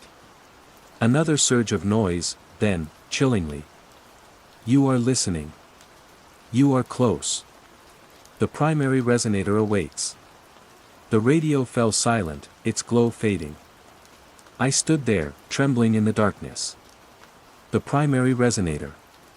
Was it referring to the phonograph in the cellar? Or something else? Something Hale had built, or become? The message was clear. This wasn't just about Parker's tapes or Hale's gruesome experiments anymore. The house itself, the ground it stood on, was saturated with this thanatoacoustic resonance. And it was drawing me deeper into its mystery, into its pulsing, whispering heart. The vacant for a while Victorian wasn't just a house. It was a focal point. And it seemed to believe I was the next in line to understand, or perhaps, to join its silent, beating core. Chapter 4, Oralem's Unquiet Halls. Part 1, The Spreading Stain. The spectral message from the antique radio solidified a terrifying truth: the phenomenon was not contained within my house. It was intelligent, aware of me, and capable of manipulating objects and energies in ways that defied rational explanation. The primary resonator, the phrase echoed in my mind, pregnant with an unknown but undoubtedly sinister meaning. Driven by a mixture of fear and a desperate need to understand the scope of this haunting, I knew I couldn't abandon my work at Oralum. The Parker tapes were the initial point of entry, the catalyst. Was the resonance they'd captured somehow connected to what festered in my Victorian, or had Parker merely stumbled upon a more widespread, ambient phenomenon? Returning to my workroom at Oralum felt like stepping into a different kind of haunted space. The usual quiet of the foundation now seemed thin, a fragile veneer over an unseen, unheard turmoil. The deep thumping pulse, which had previously been a subtle presence here, was now more distinct, a faint but persistent hum that vibrated through the floorboards and resonated in the heavy silence between the rustle of papers and the hushed footsteps of my colleagues. I tried to focus on cataloging the remaining Parker tapes, but my attention was constantly drawn to that underlying thrum. It was as if my senses had been permanently attuned to its frequency. I noticed things I hadn't before, a peculiar shimmer in the air near certain older electrical conduits, a faint, recurrent scent of ozone mixed with something dusty and sweet, like decaying flowers, that would appear and vanish without cause. Other staff members seemed oblivious, going about their meticulous work with their usual quiet diligence. Or perhaps they, too, noticed the subtle oddities but, like me initially, dismissed them as quirks of an old building or figments of their imagination. The insidious nature of the phenomenon lay in its ambiguity, its ability to masquerade as the mundane. Part 2, The Director's Denial. The change in my demeanor hadn't gone unnoticed by Dr. Alastair Finch, no relation, I often had to clarify, to the Edinburgh eccentric Elias Thorne had studied, the elderly, slightly doddery director of Oralum. He was a man passionate about preserving the past but perhaps less equipped to deal with its more unsettling manifestations in the present. "Thorne, you look dreadful, my boy," he said one afternoon, peering at me over his half-moon spectacles. "Burning the midnight oil on those Parker tapes, are we?" "Fascinating, certainly, but do ensure you're getting your rest." I hesitated, then decided to test the waters, carefully. "Dr. Finch, have you ever noticed any unusual low-frequency sounds in this building? Or perhaps, any persistent equipment interference in this particular wing?" He blinked. "Low-frequency sounds? Can't say I have. Old building, you know. Pipes gurgle, foundations settle. As for equipment, well, some of our gear is rather vintage. Temperamental, like myself." He chuckled, a dry, papery sound. "Anything specific troubling you?" I described. As clinically as possible, the rhythmic pulse I detected, omitting its connection to my house or the more overtly supernatural occurrences. "It's a very specific, almost organic rhythm, sir. I've even recorded it faintly in the ambient noise of my workroom." Dr. Finch stroked his chin. "Organic, you say? Curious. Perhaps it's the new HVAC system they installed in the basement. Or vibrations from the construction down the street. I wouldn't worry your head about it, Thorne. Focus on the verifiable history in those tapes. That's where the real stories lie." His dismissal, though gentle, was absolute. He saw an overtired archivist, not a man grappling with a phenomenon that was bleeding into his workplace. The isolation I felt deepened. If the director of a foundation dedicated to sound couldn't, or wouldn't, acknowledge it, who would? Part 3, The Contagion Spreads. The Parker tapes themselves became increasingly difficult to work with. The digitized files would corrupt. The Studer's playback speed would fluctuate subtly, altering the pitch of the recordings just enough to be disorienting.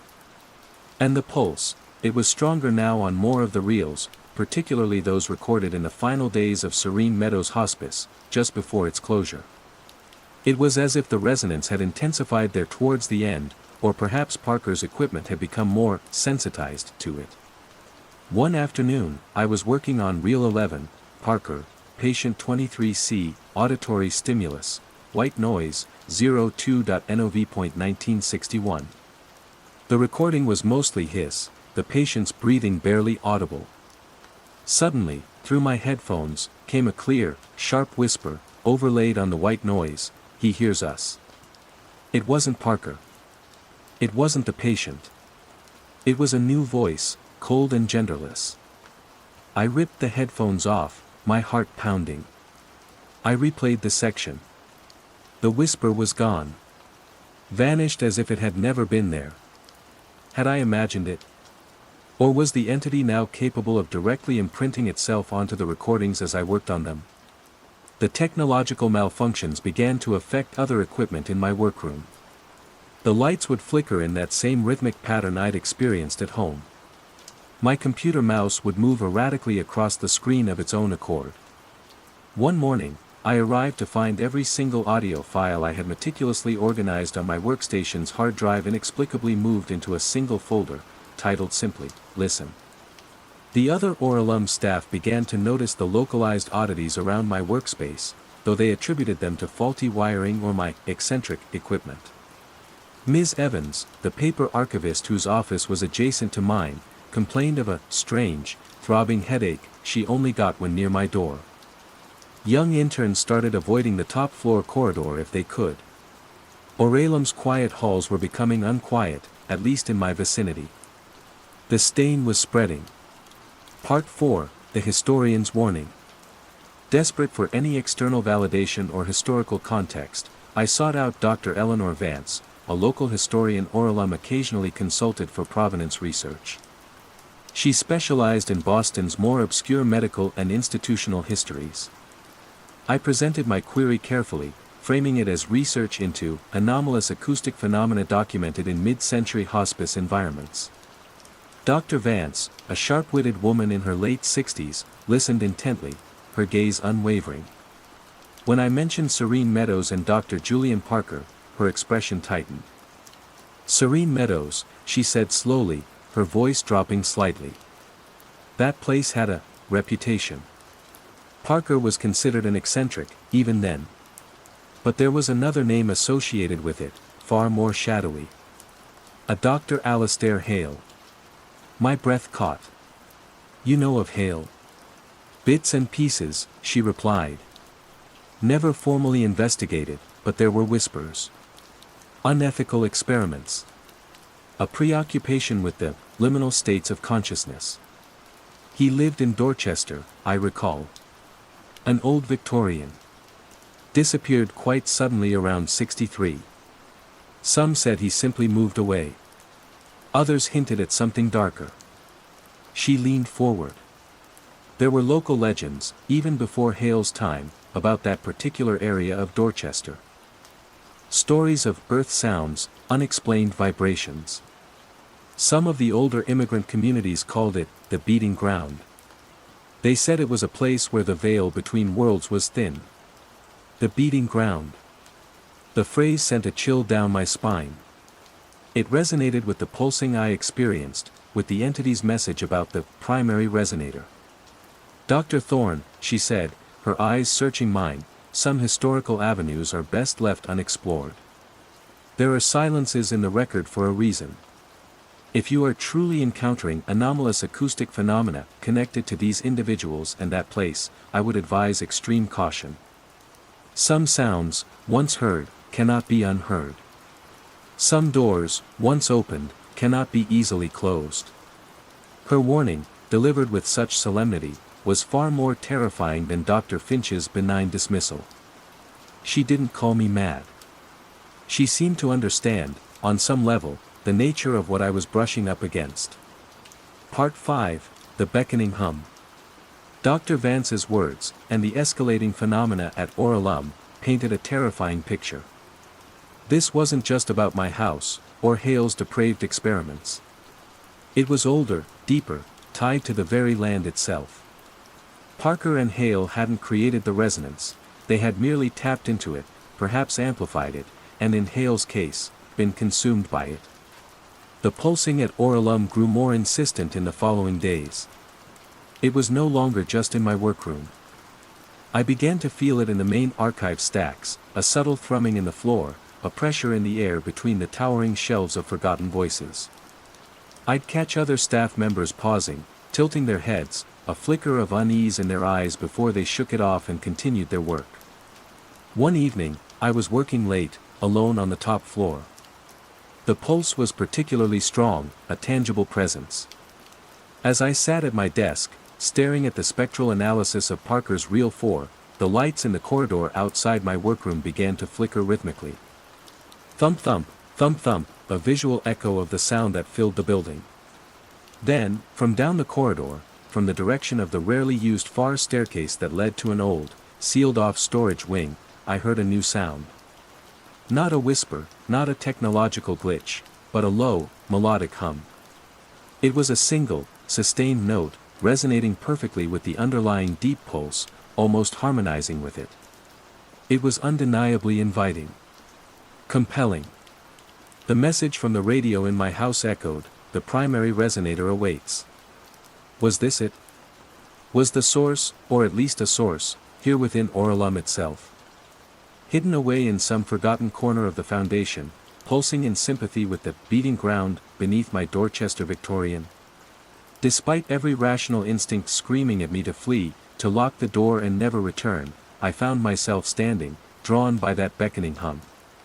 The Parker tapes, Hale's secrets, my haunted house, they were all interconnected threads, leading me towards a terrifying, resonant core.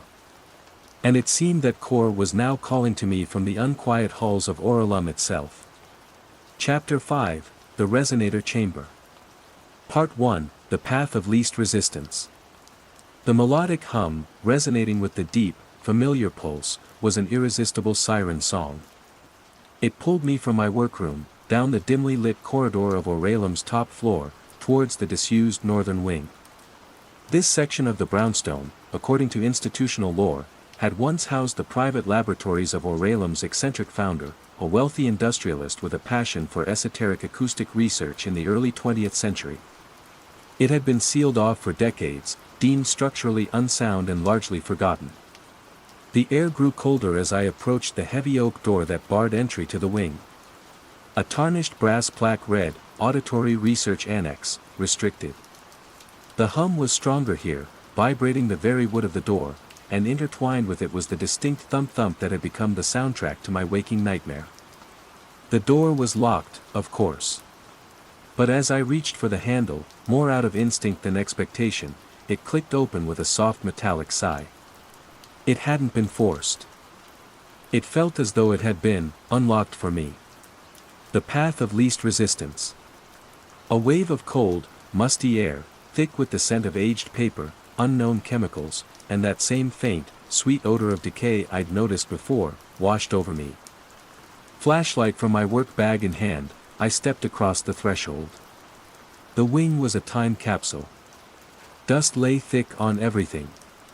Cobwebs draped over strange, archaic pieces of equipment, oversized brass horns, intricate clockwork mechanisms, arrays of glass tubes, all dedicated to some forgotten pursuit of sound. The hum and the pulse were almost overwhelming here, a physical pressure that made my teeth ache and my vision blur at the edges. I followed the hum deeper into the annex, through a series of interconnected rooms, each filled with more bizarre apparatus. It led me to a spiral staircase, narrower and steeper than the main ones, descending into the brownstone sub-basement levels, far below where the new HVAC system Dr. Finch had mentioned was housed. Part 2, The Founder's Folly. The sub-basement was a labyrinth of stone-walled chambers, colder and damper than my own cellar. The hum was deafening now, the pulse a physical blow against my chest with each beat. It was leading me to a specific point, a nexus of this unholy energy. Finally, I stood before a massive, riveted iron door, like something from a bank vault. The hum emanated directly from behind it, so intense I could feel the vibrations through the soles of my shoes. There was no handle, no visible lock. But set into the wall beside it was a small, brass panel with a single, unlabeled crystal disc, about the size of a coin. As I stared at it, unsure what to do, the crystal disc began to glow faintly with an internal blue light. And then, I heard a voice, not from the room, but directly in my mind, clear and precise, the voice of Oralum's founder, a voice I recognized from an old introductory recording played for new staff. The key is resonance. Match the frequency. Match the frequency. How? My gaze fell upon a small, tarnished tuning fork lying on a nearby dusty workbench, as if deliberately placed. I picked it up. It was old, heavy. I struck it against the stone wall. A clear, pure tone rang out. And the glowing crystal disc on the panel pulsed in response, its light brightening for a moment. It was a lock. A sonic lock. My mind raced. The Parker tapes. The pulse. The hum. They weren't random. They were specific frequencies. Could it be that simple? Or that insane? I thought of the dominant frequency of the deep pulse I'd isolated from Reel 4, the one so close to patient 16B's death. Around 25 Hz. I couldn't reproduce that with a tuning fork. But the melodic hum, it was higher, more musical.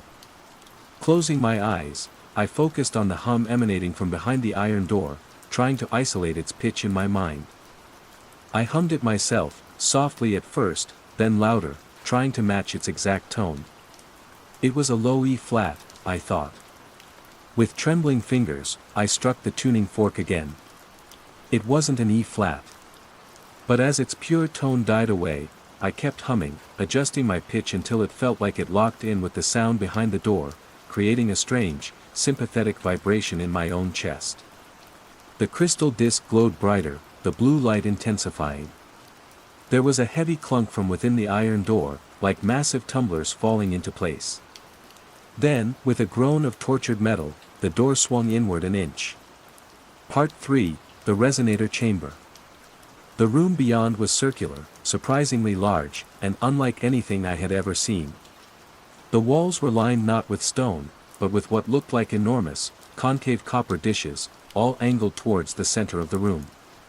In the exact center, suspended by thick cables from the domed ceiling, was a massive, multifaceted crystal, easily 6 feet tall, glowing with the same internal blue light as the disc on the door panel. The crystal was the source of the melodic hum.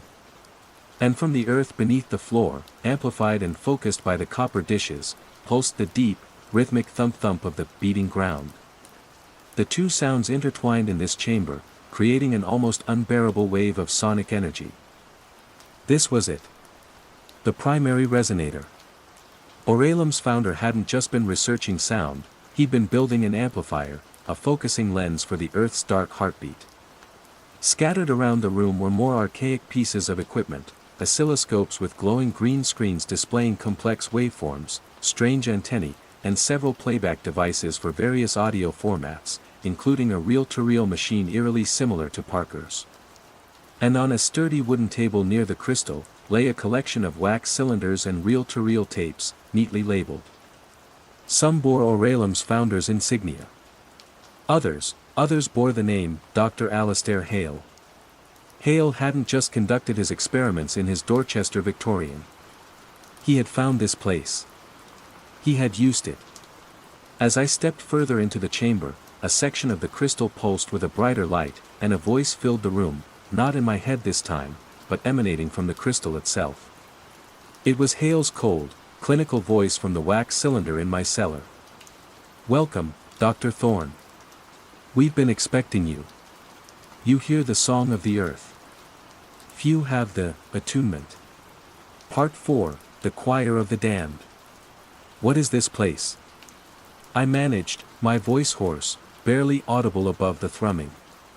"A conduit," Hale's voice resonated from the crystal. "A bridge. Our predecessor here," a flicker of light indicated the founder's equipment, sought to listen. I sought to understand its application. The resonance of transition. The sonic signature of consciousness untethered. The crystal pulsed again.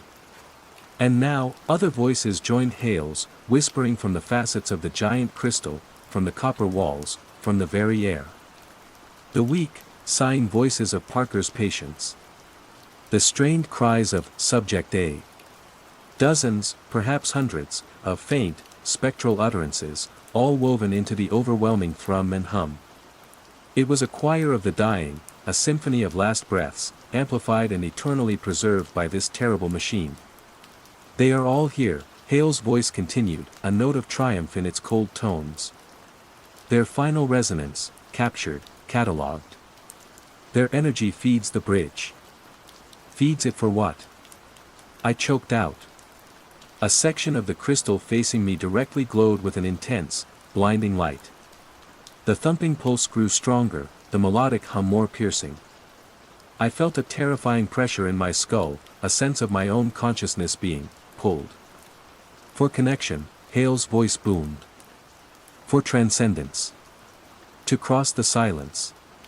To become part of the eternal sound. The founder only listened. Parker documented by chance. I learned to guide them. To draw them into the resonance. I realized with dawning horror what Hale had truly been doing, what this chamber was designed for. It wasn't just about recording.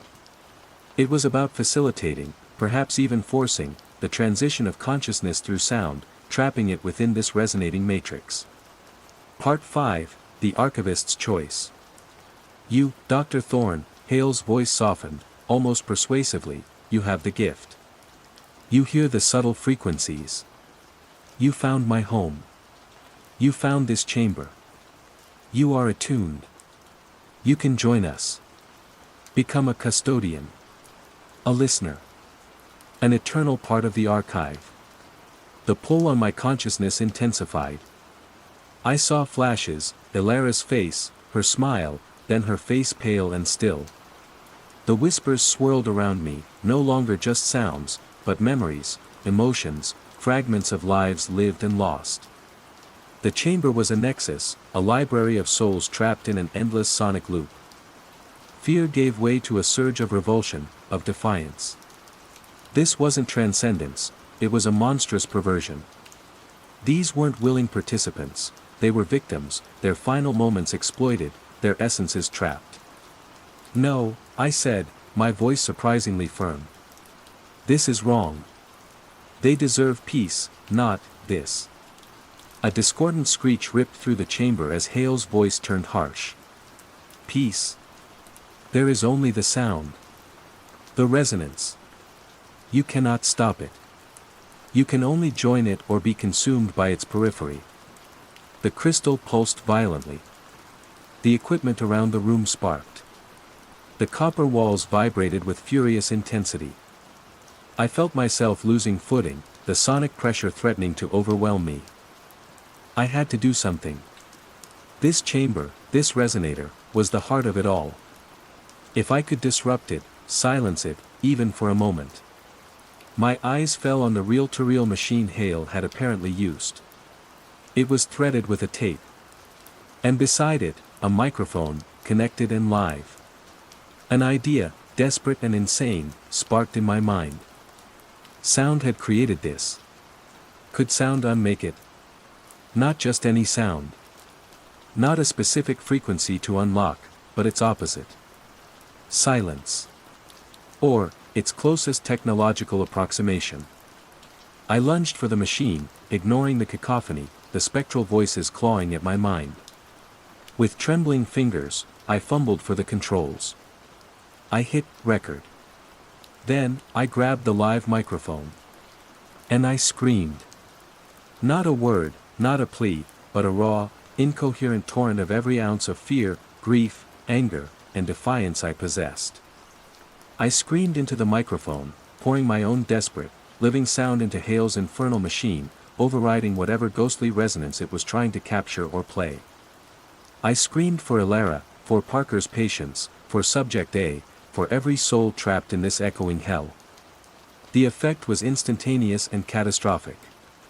The giant crystal shrieked, a sound of pure agony that tore through the chamber. The melodic hum fractured into 1,000 dissonant shards.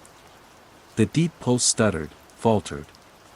The lights in the crystal sputtered and died, plunging the room into near darkness, lit only by the sparks flying from overloaded equipment. The copper walls groaned as if they were about to buckle. The spectral voices cried out, a chorus of confusion and release, then faded. Hale's voice, for one final moment, roared from the dying crystal, no longer cold and clinical, but filled with rage and despair. Fool! You will unravel everything. Then, with a deafening implosion of sound that felt like it would tear my eardrums, the resonator chamber fell silent. Utterly, profoundly silent. A silence more complete, more absolute, than any I had ever known. I collapsed to the floor, gasping, my ears ringing, my body trembling. The oppressive weight, the constant thrumming that had plagued me for weeks, was gone.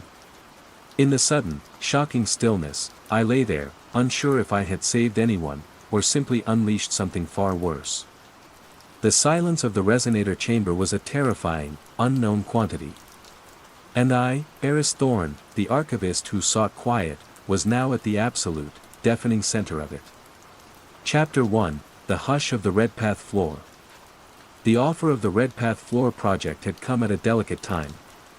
Just 6 weeks prior, I'd been navigating the jagged landscape of a mental health crisis, a sudden, overwhelming tide of anxiety and disassociation that had pulled me under.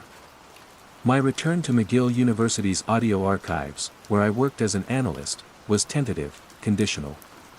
Dr. Moreau, my sympathetic but cautious department head, had suggested the Redpath assignment as a quiet, focused task, a way to ease back in. Minimal interpersonal contact, Lena, she'd said, her eyes kind but searching.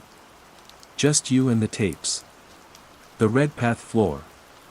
It was something of an urban legend within the library system, a sealed-off wing on the uppermost level of the old Redpath Library building, home to a controversial and largely forgotten collection, the Auditory Hallucination Studies, conducted by Dr. Alastair Blackwood between 1919 and 1923. Blackwood, a psychiatrist with unorthodox theories, had meticulously recorded his interviews with institutionalized patients from the nearby Allen Memorial Institute. His particular interest? Patients who claimed the architecture around them, the bricks, the plaster, the very framework of buildings, was speaking to them. My task was to digitize these fragile recordings, mostly on degrading lacquer discs and early magnetic wire, preserving them before they crumbled into silence. The floor itself was an unsettling place. Unused for decades, it retained an air of musty disquiet. Dust lay thick on the mahogany shelves, the ornate plasterwork ceilings were stained with age, and the air was heavy, still, like a held breath. The only light came from the temporary work lamps I set up, casting long, dancing shadows down the silent corridors. The silence itself was profound, a stark contrast to the usual hum and bustle of a university library. It was the kind of quiet that presses in, making you aware of your own heartbeat, your own breathing. For the first few days, the work was exactly as Moreau had promised, quiet, meticulous, solitary. I handled the fragile media with care, coaxing Blackwood's precise, slightly accented English and the often fragmented, distressed voices of his patients from the crackle and hiss of time. Most of the patient testimonies were rambling, filled with paranoid delusions and disconnected imagery. They spoke of whispers in the walls, messages in the creaking of floorboards, voices in the sigh of the wind through window frames. Tragic, certainly, but from a purely analytical perspective, it was a fascinating archive of early 20th century psychiatric thought and patient experience. My own recent struggles made me perhaps more empathetic to their perceived realities than some might have been, but I maintained my professional detachment. These were echoes of troubled minds, not supernatural pronouncements. It was on the fourth day, while working on a series of recordings with a patient identified only as Subject 12, female, admitted for auditory obsessions, that the first truly unsettling anomaly occurred. Subject 12's voice was thin, reedy, her speech punctuated by long, anxious pauses. Blackwood's questions were gentle, probing. She described hearing the walls of her room at the Allen Memorial murmuring secrets. Then, in a moment of relative clarity, her voice suddenly changed, becoming stronger, more direct. She wasn't addressing Blackwood. Her focus seemed to shift, as if she were speaking to someone else, someone unseen. "It's not just me," she said, her voice clear and surprisingly close to the recording microphone. "You hear it too, don't you?"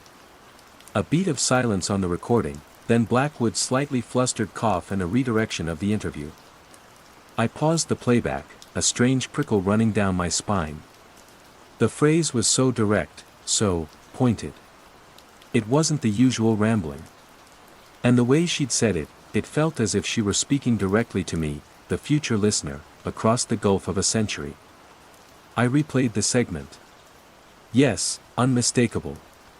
The shift in tone, the direct address. I checked Blackwood's written notes for this session.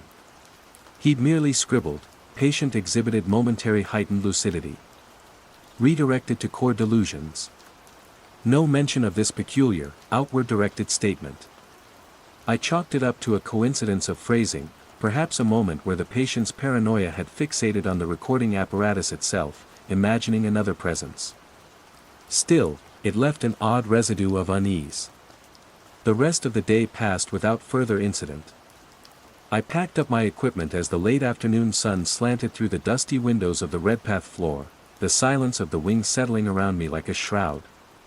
As I walked down the long, empty main corridor towards the exit stairwell, the only sound was the soft click of my own heels on the polished linoleum. Or so I thought. Just as I passed a particularly shadowed archway leading to a series of unlit storage rooms, I heard it. A whisper. So faint, it could have been the building settling, or the wind sighing through a loose window pane somewhere deep within the sealed floor. But the words were chillingly clear, spoken in a dry, papery voice, almost identical to Subject 12's recorded tone. "You hear it too, don't you?" I froze, my blood turning to ice.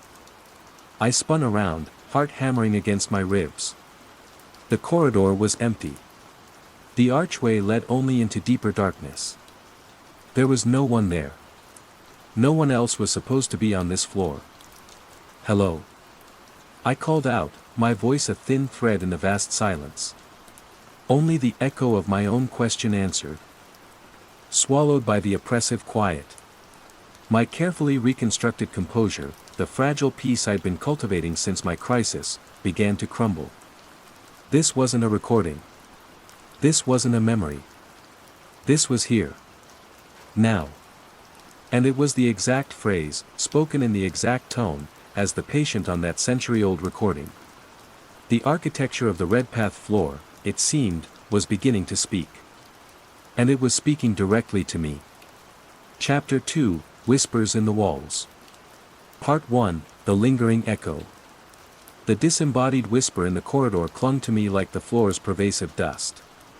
I fled the Redpath wing that evening, my carefully constructed calm shattered, the silence of my small mile-end apartment feeling suddenly thin, permeable. Sleep was a battlefield of half-formed anxieties and the recurring echo of that phrase, "You hear it too, don't you?" The next morning, returning to the Redpath floor felt like willingly stepping back into a haunted house. Every creak of the old building, every sigh of the ventilation system, now seemed laden with potential meaning. I tried to rationalize the previous day's experience. Auditory hallucination. A stress response, my mind playing tricks, primed by the suggestive content of the tapes and my own recent history. It was the most logical explanation, the one my therapist would likely offer. But the clarity of the whisper, its perfect mimicry of Subject 12's voice, felt too precise for a simple trick of the mind. I started with a different set of recordings, avoiding Subject 12 for now. These were from a male patient, Subject 7, admitted 4 grandiose architectural delusions. His pronouncements were louder, more declamatory, speaking of symphonies in the stone and the lament of the joists. His voice was distinct, a gravelly baritone. For several hours, the work was blessedly mundane. Hiss, crackle, the patient's pronouncements, Blackwood's calm inquiries. No unexpected whispers, no direct addresses from the past. A fragile layer of normalcy began to reassert itself. Part 2, The Walls Breathe. It was mid-afternoon when the silence of the Redpath floor began to actively unravel again. I was taking a short break, stretching my legs, walking the length of the main corridor. The air was still, heavy. As I passed a section of wall paneled in dark, ornate mahogany, I heard a sound. Not a whisper this time, but a soft, rhythmic sigh, like someone breathing deeply, slowly, just on the other side of the wood. I stopped, pressing my ear to the cool, polished surface. The sighing continued, a gentle rise and fall. It was impossible. This was an interior wall, thick and solid. There were no rooms immediately behind it, only a narrow service passage that, according to the old floor plans, had been sealed off decades ago. My heart hammered. I backed away from the wall, eyes wide. The sighing persisted for another minute, then faded, absorbed back into the profound quiet of the floor. Was I losing my grip again?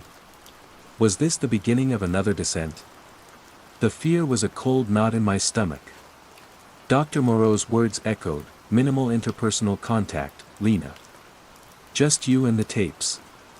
Perhaps the isolation, the nature of the recordings themselves, was proving to be too much. Shaken, I returned to my workstation. I needed to focus, to ground myself in the tangible. I decided to confront the source of the initial unease, Subject 12's recording. I queued up the section with the unsettling phrase. Her thin voice filled my headphones, the walls of my room at the Allen Memorial murmuring secrets, then, the shift, it's not just me. You hear it too, don't you? As I listened, my eyes drifted to the wall behind my equipment rack, a plain expanse of faded, water-stained plaster. And as Subject 12 spoke her chilling question through the headphones, I saw it. A faint, spidery crack, no thicker than a hair, appeared on the plaster, starting near the ceiling and slowly, almost imperceptibly, lengthening downwards. It was as if the wall itself were reacting to the recording, to her words.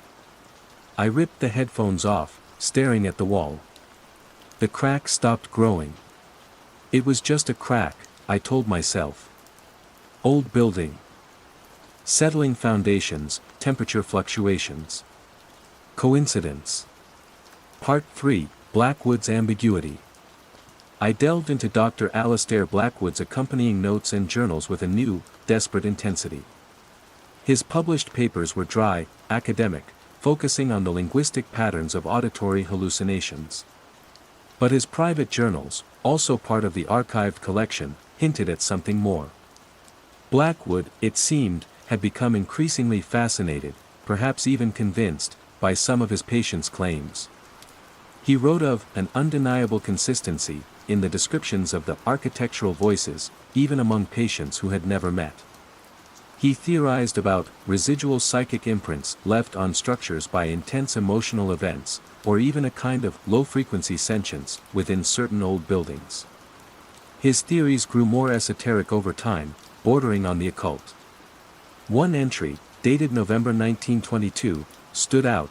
Subject 12 continues to exhibit a remarkable sensitivity. Today, she spoke not to me, but seemingly to the recording apparatus itself, or perhaps, to a future auditor. The implications are disquieting. Is the building merely a passive resonator, or is it an active participant in these phenomena? An active participant. The phrase resonated with the breathing wall, the growing crack. Blackwood himself had questioned the nature of what he was studying. He hadn't dismissed it all as madness. Part 4, The Scent of Old Roses and Dust. The sensory disturbances were no longer confined to sound and sight. Later that week, while working on a particularly deteriorated wire recording, a distinct scent filled my small work area. It was the smell of old, dried roses, mixed with a sharp, almost metallic tang of dust. It was a peculiar, cloying fragrance, not unpleasant, but deeply out of place in the sterile environment I tried to maintain. I checked for any possible source, an open window, there were none that opened on this sealed floor, a cleaning product I might have overlooked. Nothing. The scent lingered for several minutes, then vanished as quickly as it had appeared, leaving only the usual musty odor of the Redpath wing. That evening, the phenomenon followed me home.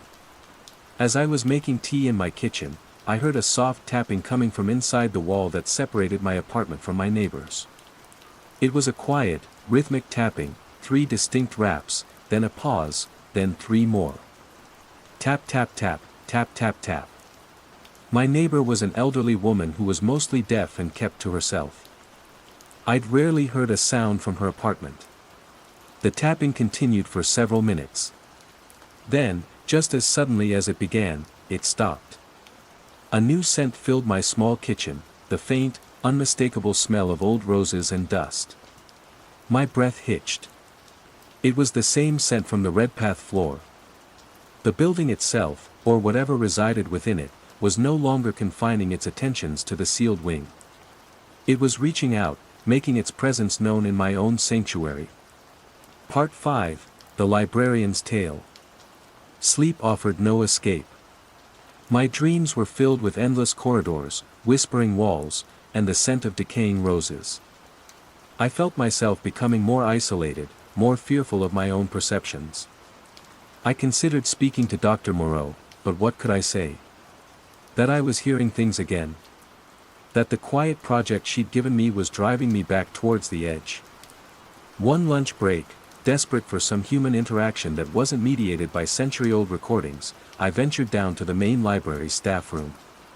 An older librarian, a quiet man named Mr. Henderson who had worked at McGill for over 40 years, was there, nursing a cup of tea. He was a repository of institutional memory. On an impulse, I asked, "Mr. Henderson, do you know much about the old Redpath floor? The sealed wing?" He looked up, his eyes clouded with memory. "Ah, the Redpath Annex Blackwood's floor. Not many ask about that anymore. They say it's unsettled." "Unsettled?" I prompted, trying to keep my voice casual. He said, lowering his voice slightly, though there was no one else nearby. "Stories, you know.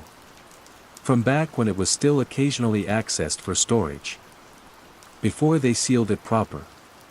Janitors wouldn't go up there alone after dark. Talk of sounds, whispers, a feeling of being watched. Some said old Blackwood himself never really left. Others claimed it was the building itself, that the old Redpath has a memory." He paused, then added, almost as an afterthought, "There was a woman, one of Blackwood's patients, they say.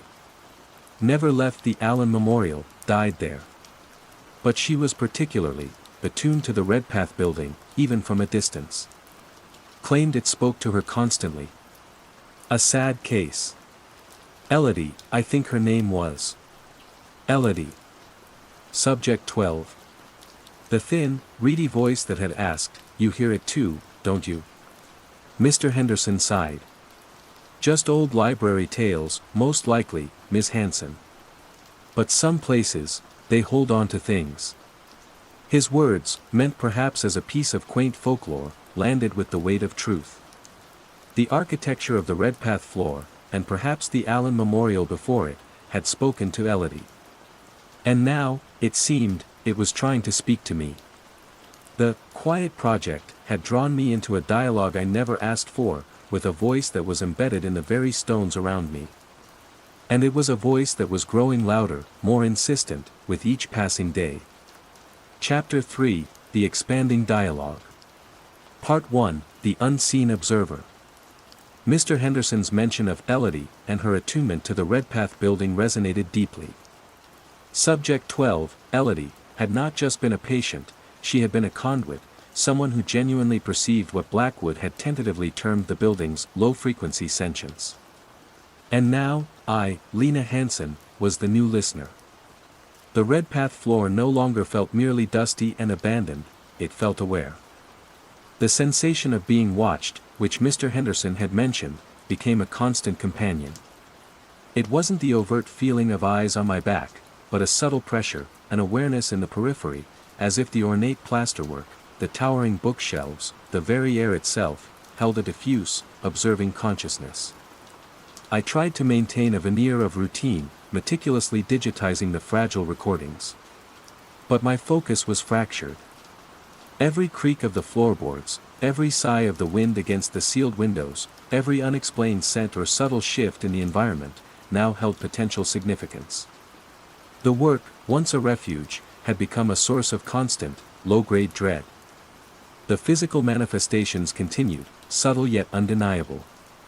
One morning, I arrived to find a single, perfectly preserved dried rose lying on my workstation, directly atop Blackwood's journal entry about Subject 12. I hadn't brought it. There were no roses anywhere on the sealed floor. The scent of old roses and dust was particularly strong that morning. Another time, as I was listening to a recording of a different patient describing faces in the wallpaper, the faded floral pattern on the wall beside my desk seemed to shimmer, the rose motifs momentarily appearing to deepen in color, to almost ride, before settling back into their dusty stillness. I blinked, rubbed my eyes, convinced it was a trick of the light, of my strained vision. But the image lingered.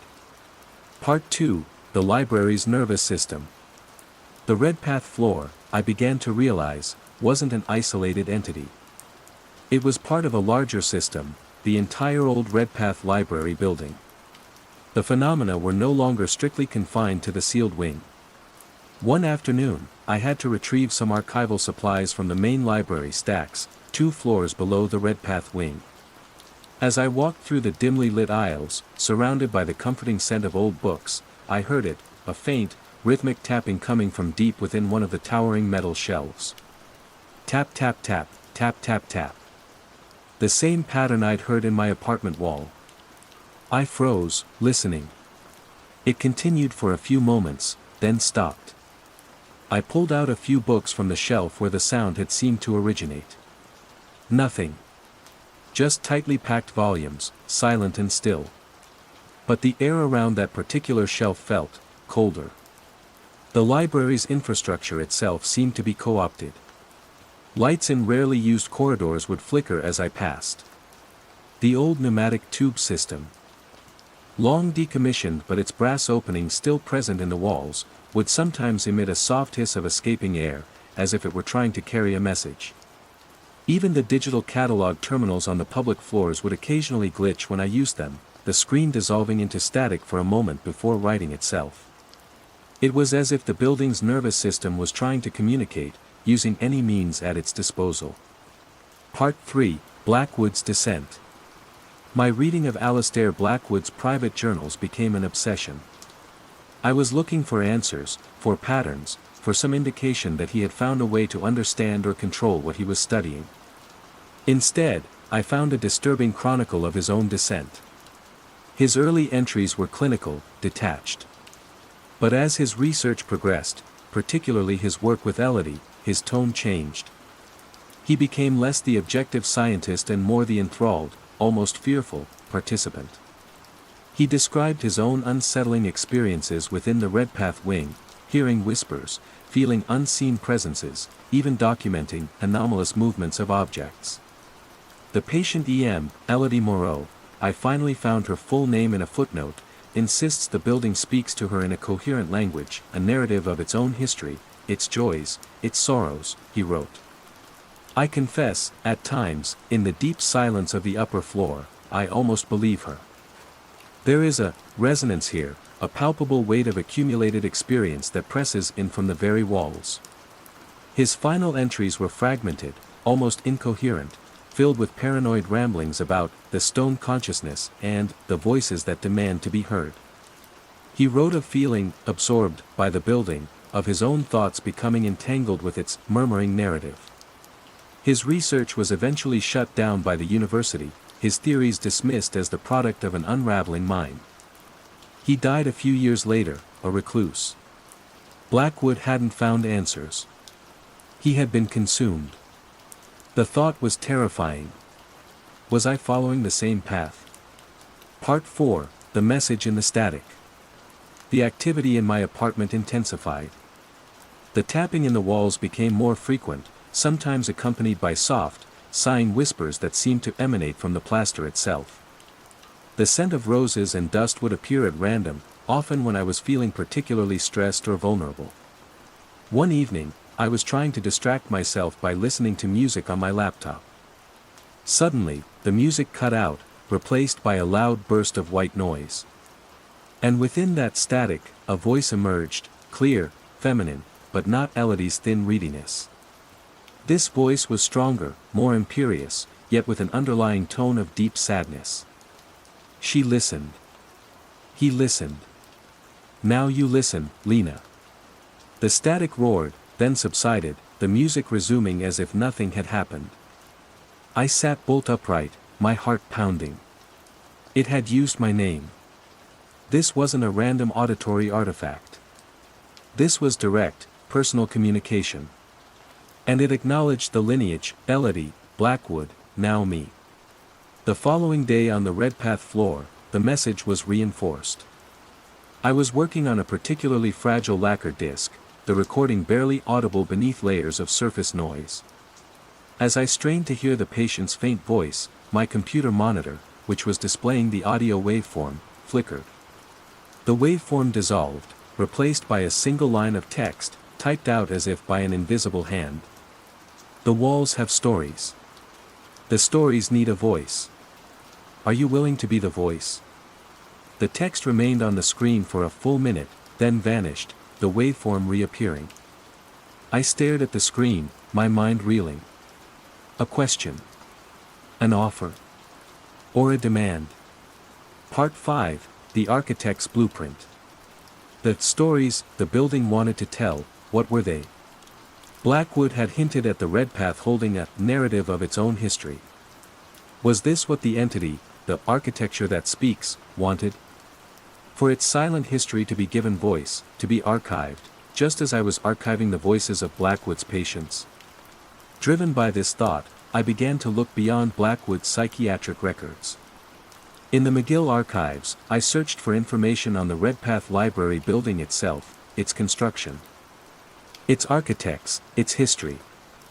I found the original architectural blueprints, dating back to the late 19th century. They were magnificent, detailed drawings on heavy, brittle paper.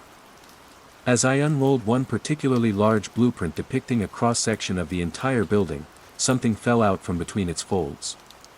It was a small, pressed flower. A dried rose, perfectly preserved, identical to the one I'd found on my workstation. And beneath it, on the blueprint itself, almost invisible unless you knew where to look, was a tiny, almost microscopic annotation in faded ink, near the depiction of the upper floor that would become the Redpath Annex. It wasn't part of the architect's original markings.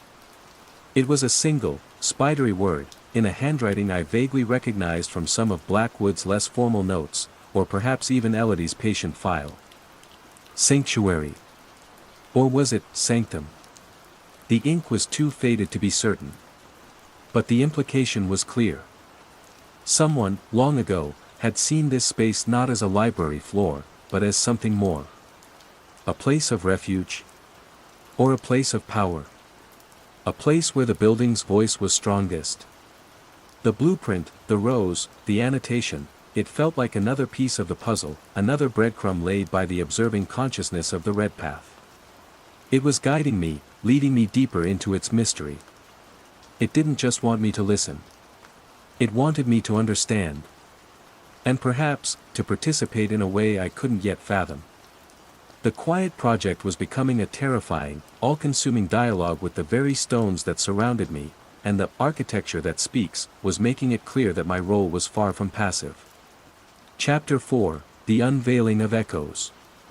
Part 1, The Invitation in Dust. The discovery of the pressed rose and the cryptic annotation on the blueprint, sanctuary, or sanctum, shifted something within me. The fear remained, a cold undercurrent, but it was now intertwined with a compelling, almost scholarly, curiosity. The building wasn't just making random noises, it was leading me, offering clues, participating in a bizarre, unfolding narrative. It wanted its stories told, and it had chosen me as its reluctant amanuensis. The Redpath floor seemed to acknowledge this shift. The atmosphere, while still heavy, felt less overtly menacing, more expectant. The whispers I heard in the corridors were less direct, more like fragments of conversations, snippets of historical dialogue just out of focus. The scent of roses and dust was still present, but it now felt less like an intrusion and more like a calling card, a subtle reminder of the building's animate presence. One morning, I arrived to find a new message, not on my computer screen, but traced in the thick dust on the surface of a large, disused mahogany table in the center of the main archival room. The letters were elegant, almost calligraphic, as if an invisible finger had painstakingly written. They left their echoes. Listen deeper.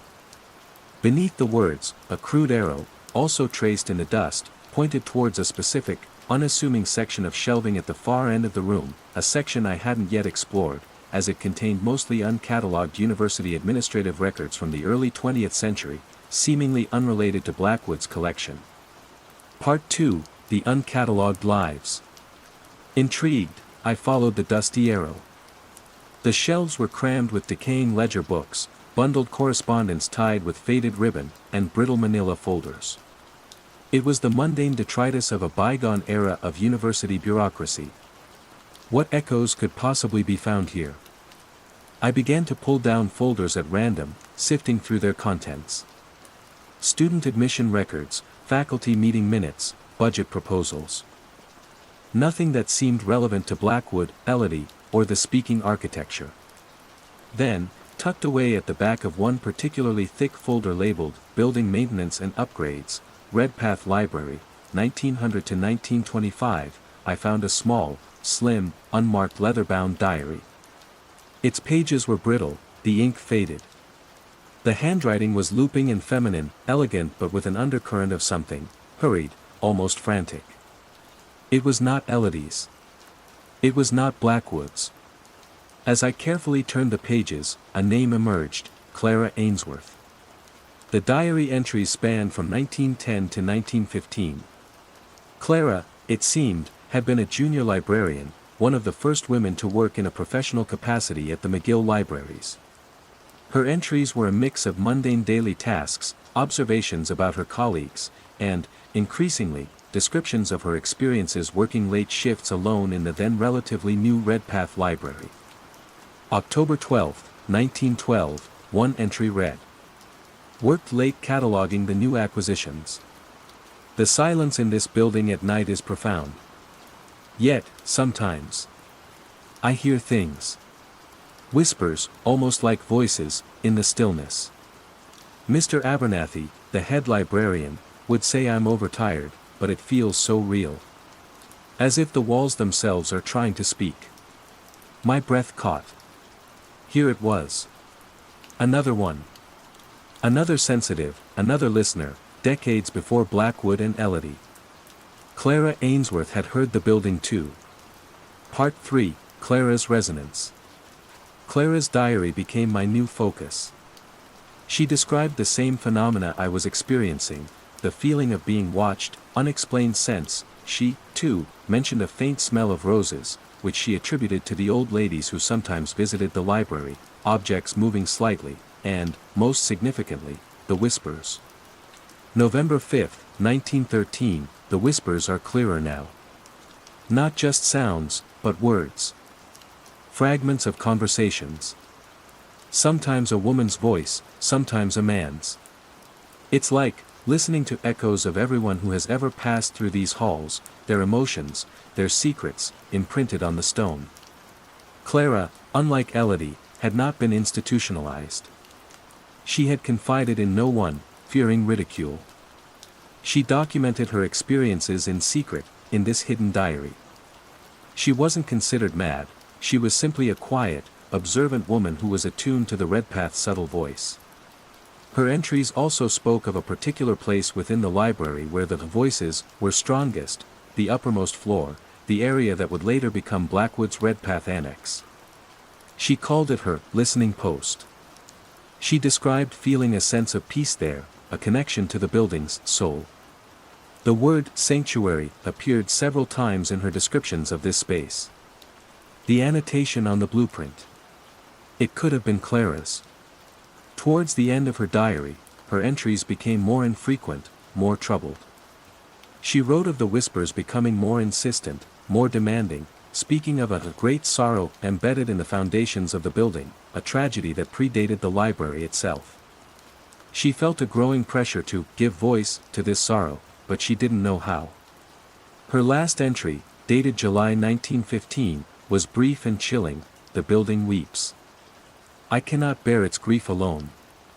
I must find a way to share the burden, or I too will be consumed by its echoes. There were no further entries. A quick search of university records revealed that Clara Ainsworth had resigned from her position abruptly in August 1915, citing ill health. She had moved away from Montreal, and her subsequent history was unknown. Had she fled the building's oppressive sorrow? Or had she, like Blackwood, been overwhelmed? Part 4, The Architecture's Grief. Clara's diary provided a new layer to the mystery. The building wasn't just sentient, it was grieving. It held a great sorrow, an echo of some past tragedy it desperately wanted acknowledged. Elodie had perhaps felt this sorrow too, her auditory obsessions, a manifestation of the building's overwhelming grief. Blackwood, in his attempts to scientifically document the phenomenon, had perhaps only agitated it further. The phenomena on the Redpath floor subtly changed after I read Clara's diary. The whispers took on a more melancholic tone. The scent of roses was often accompanied by a faint, almost imperceptible chill, like a wave of sadness passing through the room. The rhythmic tapping I sometimes heard now sounded less like a signal and more like a mournful heartbeat. One afternoon, as I was digitizing a recording of Elodie describing sad voices crying in the stone, the main overhead light in my work area flickered and went out, plunging me into semi-darkness. I fumbled for my backup lamp.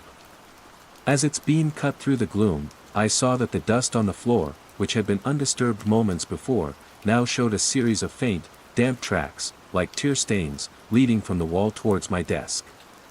They evaporated within moments, but I had seen them. The building was weeping. Part 5, The Converging Echoes. The building was using me, Lena Hansen, as its archivist, its confessor. It had led me to Blackwood, to Elodie, and now to Clara Ainsworth, a lineage of listeners, each grappling with the Redpath's resonant sorrow. It was as if their unfinished tasks, their unheard stories, had been passed down to me. The message on my computer screen, "Are you willing to be the voice?" now held a deeper, more poignant meaning. It wasn't just about acknowledging the building's sentience, it was about acknowledging its pain. The pressure to understand this great sorrow became immense. What tragedy was so profound that its echo could permeate stone and plaster for over a century, crying out for recognition? Clara had written that it predated the library. I needed to look further back, into the history of the land itself, before McGill University, before the Redpath Library, had even existed. The Redpath Floor, my quiet project, was no longer just about digitizing old tapes. It was about exhuming a forgotten grief, a sorrow embedded in the very foundations of the city. The building had entrusted me with its deepest secret, its oldest wound. And the converging echoes of Clara, Elodie, and Blackwood whispered a silent, urgent plea: listen. Understand. Give us voice. The task felt impossibly large, deeply unsettling. But a part of me, the meticulous, introverted analyst who had always found solace in unraveling hidden narratives, was also undeniably compelled. The architecture was speaking, and I, Lena Hansen, was finally, truly, beginning to understand its language, a language of sorrow, of memory, and of an urgent, desperate need to be heard. Chapter 5, The Foundation Stone. Part 1, The Land Remembers. Clara Ainsworth's diary, with its mention of a great sorrow predating the library, became my Rosetta Stone. The Redpath Floor, the entire McGill campus, stood on land with a history far deeper and more complex than the relatively recent construction of its academic halls. I began to spend my evenings poring over pre-colonial maps of Montreal, Jesuit missionary records, and early settler accounts, searching for any mention of significant events, tragedies, or sacred sites in the specific area where the Redpath Library now stood. The task was daunting. Records were sparse, often biased, and written through the lens of colonizers. But slowly, painstakingly, a fragmented picture began to emerge. The land McGill occupied had once been a significant gathering place for the Kanien'keha Mohawk people, a place of council, of ceremony, and, according to some more obscure anthropological texts I unearthed, a burial ground for revered elders. One particular account, a translation of an oral history recorded by a French missionary in the late 17th century, sent a shiver down my spine. It spoke of a time of great sickness and loss that had befallen the Kanien'keha community then living in the area. A devastating epidemic, likely introduced by European contact, had swept through, claiming many lives. The account described a place of weeping, a specific grove where the dead were mourned with profound, communal grief before their burial.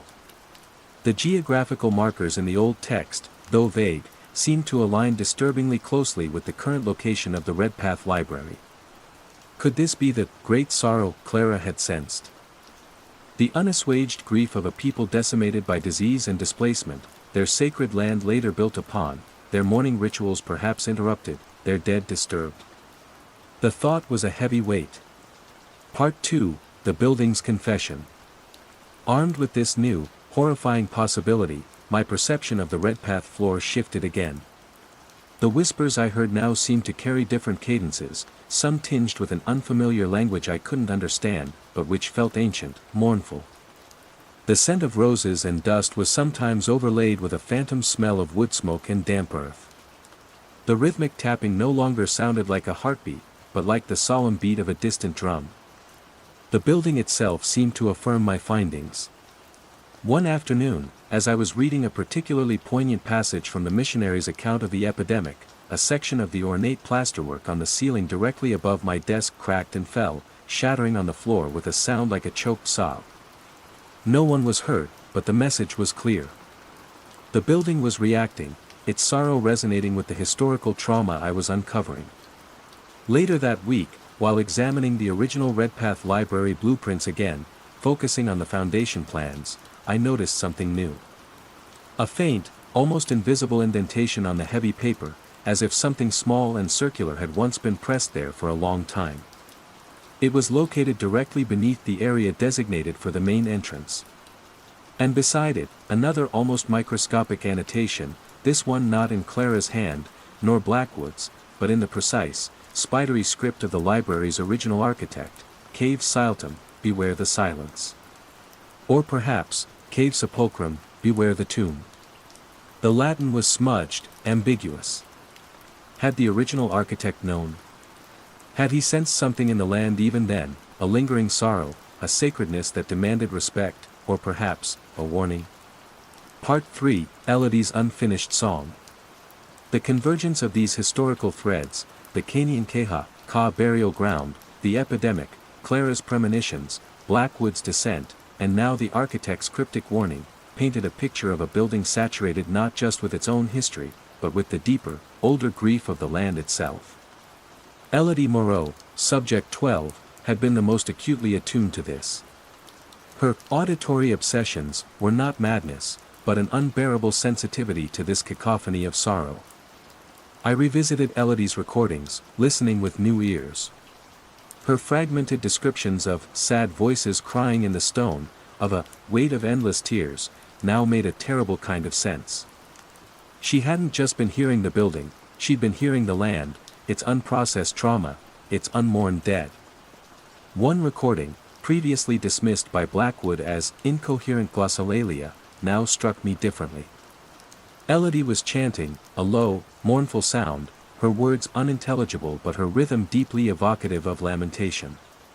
Beneath her voice, almost imperceptible, was a faint, rhythmic drumming, the same sound I now sometimes heard on the Redpath floor. Blackwood's notes simply stated, patient engaging in rhythmic vocalizations. No external stimulus identified. But what if Elodie hadn't been merely vocalizing? What if she had been, in her own fractured way, attempting to perform a ritual of mourning, to give voice to the sorrow she perceived, to perhaps appease the restless spirits of the land? What if her madness was an attempt at healing, a desperate, intuitive act of remembrance? Part 4, The Architect's Legacy and the Choice. The final piece of the puzzle clicked into place when I found a small, forgotten addendum to the Redpath Library's original construction contract. It detailed a last-minute, unpublicized change to the foundation plans, the inclusion of a small, sealed chamber directly beneath the main entrance, built around a single, massive, unquarried stone found during excavation. The official reason given was structural reinforcement. But given the architect's cryptic, Cave Siltum/Sepulchrum, I suspected another motive. Had the architect, encountering this significant stone, perhaps a marker from the Canaan Ka burial ground, attempted to respectfully incorporate it? To create a kind of sanctum at the building's heart, a place to honor the spirit of the land, even as the library was built atop it? And had this act, however well-intentioned, inadvertently created a focal point, a resonator for the land's sorrow? The Redpath floor, with its proximity to this foundational chamber, became the building's most sensitive point, its listening post, as Clara had called it. And those who were attuned, Clara, Elodie, Blackwood, and now me, were drawn into its mournful dialogue. The building's demand, "Are you willing to be the voice?" was no longer just a question. It was a plea. It wanted its foundational sorrow acknowledged, its unmourned dead remembered. It wanted the silence of centuries to be broken, not by the ravings of perceived madmen, but by a conscious act of remembrance. The weight of this realization was immense. I was an audio analyst, not a historian, not a spiritualist, not a healer. Yet, I had been chosen, guided through a labyrinth of echoes and whispers to this understanding. The path forward was terrifyingly unclear. What did it mean to be the voice? To simply document this history? To try and bring it to the attention of the university, who would likely dismiss it as fanciful speculation, or worse, a symptom of my own instability? Or did the building, the land, expect something more? A ritual? A ceremony? An act of mourning that had been denied for centuries? Part 5, The Echo in the Silence. I stood alone on the Redpath floor, the late afternoon sun casting long shadows through the dusty windows. The air was thick with the scent of roses, dust, and damp earth.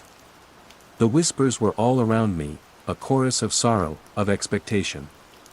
The rhythmic drumming pulsed faintly from the floorboards. I thought of Clara, fleeing the building's grief.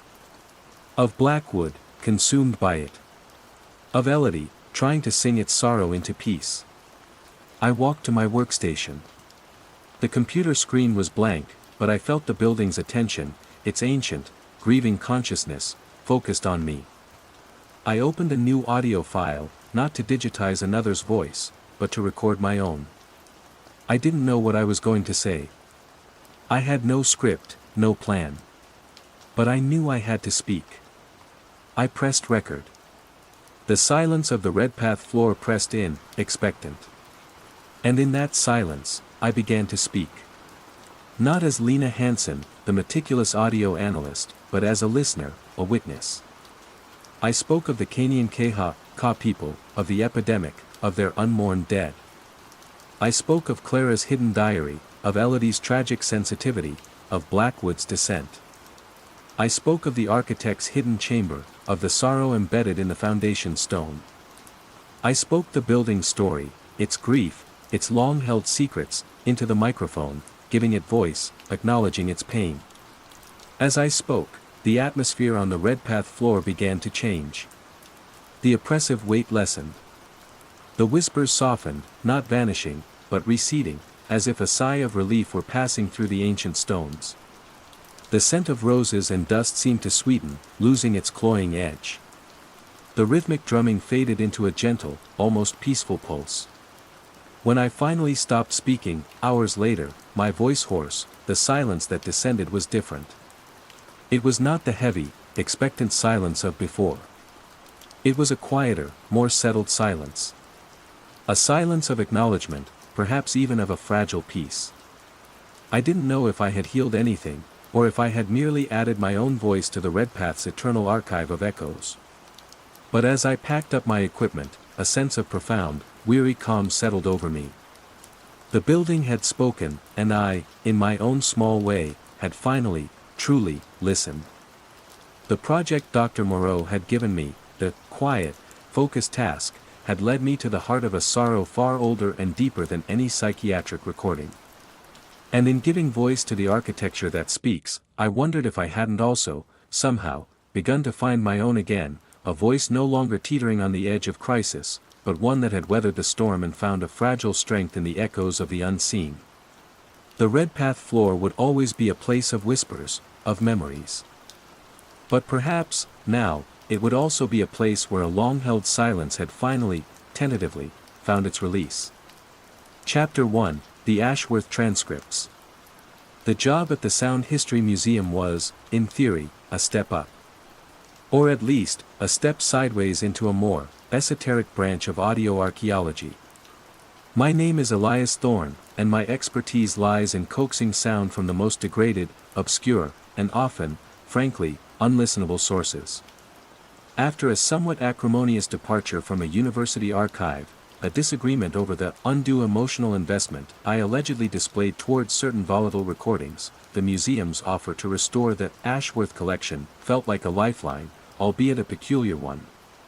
My new domain was Lab 3B, a windowless, subterranean chamber tucked away beneath the museum proper.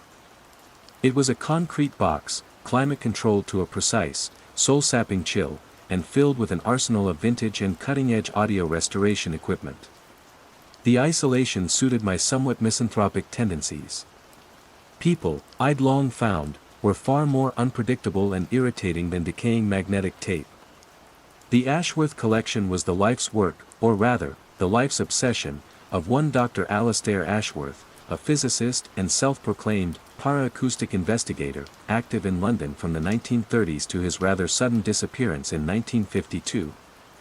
Ashworth, according to the sparse and somewhat sensationalized museum notes, had dedicated himself to capturing what he termed interdimensional noise, sonic artifacts he believed were evidence of realities bleeding into our own. Crackpot stuff, by any rational measure.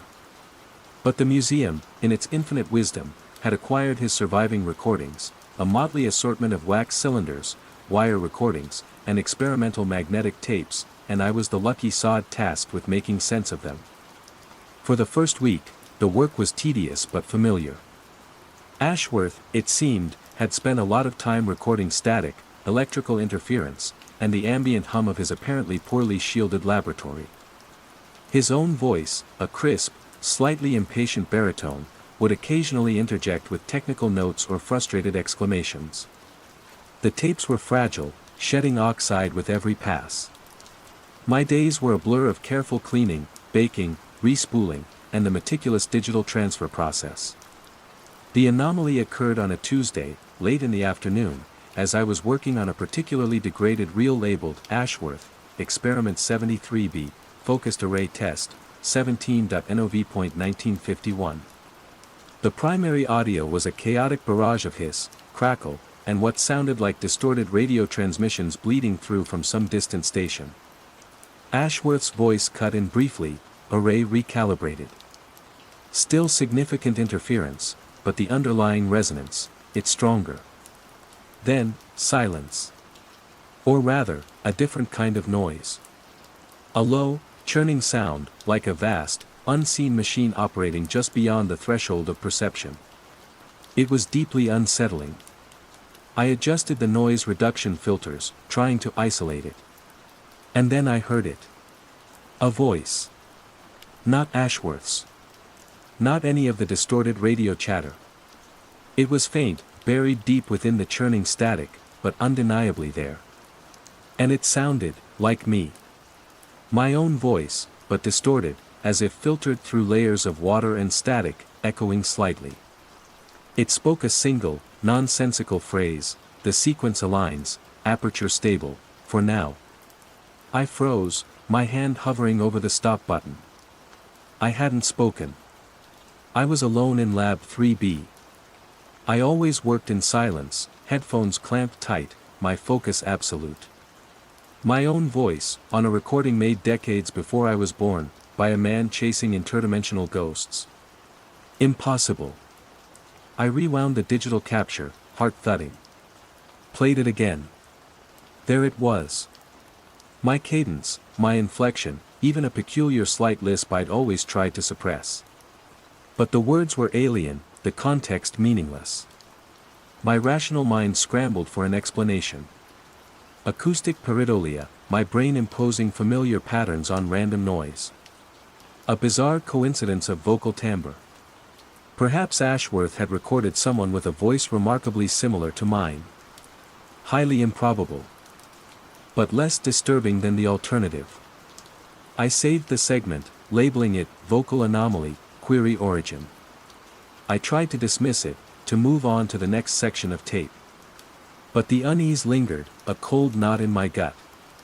The sterile silence of Lab 3B suddenly felt less like a sanctuary and more like a listening chamber. The rest of the day, I found myself hyper-aware of my own breathing, the slight rustle of my clothes, the tap of my fingers on the keyboard. Every sound I made seemed to echo unnaturally in the windowless room. As I was packing up, preparing to leave the subterranean chill for the relative normalcy of the London evening, I stretched, letting out an involuntary sigh of fatigue. And from the speakers of the powered-down reel-to-reel machine I'd been using to play Ashworth's tapes, speakers that should have been utterly silent, came a soft, distorted echo of my sigh. Fainter than the original, delayed by a fraction of a second, but undeniably there. I stared at the machine, my blood turning to ice. It wasn't just a one-off anomaly on a decades-old recording. The recordings, or whatever Ashworth had captured within them, were somehow reacting to me. In real time. The fringe scientist's interdimensional noise was, it seemed, becoming a reactive one. And I, Elias Thorne, the rational audio expert, was its unwilling conversational partner. Chapter 2, The Conversational Static. Part 1, The Unsettling Echoes. The echoed sigh from the silent reel-to-reel machine was a definitive turning point. The line between rational explanation and creeping dread had been decisively crossed. I left Lab 3B that evening with a profound sense of unease, the subterranean chill clinging to me long after I'd surfaced into the clamor of London's rush hour. My small, characterless flat in Pimlico, usually a haven of predictable quiet, felt strangely charged, as if the very air were listening. The next morning, I approached Lab 3B with a mixture of scientific curiosity and genuine fear. The previous day's events couldn't be ignored or rationalized away as simple fatigue or coincidence. Something was happening with the Ashworth collection, something deeply strange, and it seemed to be centered on me. I started by meticulously checking all the equipment. The reel-to-reel machine, the amplifiers, the speakers, all were functioning normally, with no evidence of faults that could explain the echoed sigh. The room itself was, as always, a sealed concrete box, its acoustics dry and unforgiving. Hesitantly, I loaded Experiment 73B again, the tape containing the distorted version of my own voice. As the chaotic static and Ashworth's impatient interjections filled my headphones, I deliberately cleared my throat. A fraction of a second later, from the headphones, buried deep within Ashworth's recording but undeniably present, came a faint, distorted echo of that same throat-clearing sound. My breath hitched. It wasn't just my voice, it was any sound I made. I tapped my pen against the console. A ghostly, delayed tap echoed back from the recording. I shifted in my chair, the slight creak of the leather instantly mirrored in the sonic landscape of Ashworth's experiment. The recordings were actively listening, sampling my immediate environment, and replaying it, subtly altered, within their own archaic soundscape. It was as if Ashworth hadn't just been trying to capture interdimensional noise, he'd inadvertently created a kind of parasitic audio loop, a system that fed on ambient sound and regurgitated it in a distorted, unsettling form. And I was now its primary source of input. Part 2, The Reactive Hum. The phenomenon wasn't limited to direct echoes. As I continued to work through the Ashworth tapes, I noticed a more subtle, pervasive change in their underlying noise floor. The constant hiss and hum that characterized most of his recordings began to modulate, to shift in intensity and frequency, seemingly in response to my presence. If I sat perfectly still, holding my breath, the hum would quieten, becoming a low, almost soothing thrum.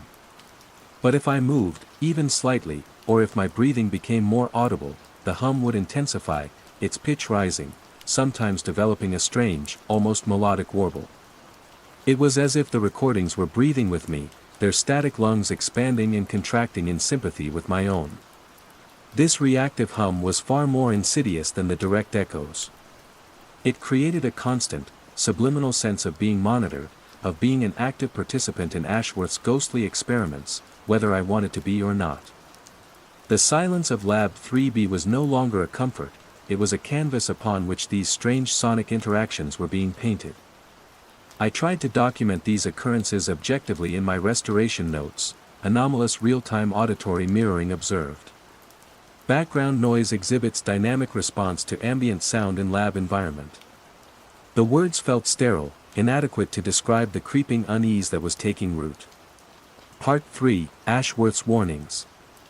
Driven by a desperate need to understand what Ashworth had been dabbling in, I delved into his surviving laboratory notes, a chaotic collection of technical schematics, mathematical equations, and increasingly erratic journal entries that accompanied the tapes. Ashworth, it became clear, had started as a legitimate, if somewhat eccentric, physicist, exploring the theoretical boundaries of acoustics and quantum mechanics. But over time, his research had veered sharply into the esoteric. He became convinced that certain complex sound patterns, specific frequencies, could create temporary rifts or apertures between dimensions. His notes detailed increasingly dangerous experiments involving high-energy sonic emitters, complex antenna arrays, and what he termed resonant feedback loops. He wasn't just passively listening for interdimensional noise, he was actively trying to provoke it, to amplify it, to create a stable conduit. Several of his later journal entries were particularly chilling. October 1951, the feedback is becoming self-aware. It anticipates. It responds. I fear I have not captured something, but created something. Or perhaps, awakened it. November 1951, around the time of experiment 73B, the resonance no longer requires external input. It seems to be drawing energy from elsewhere.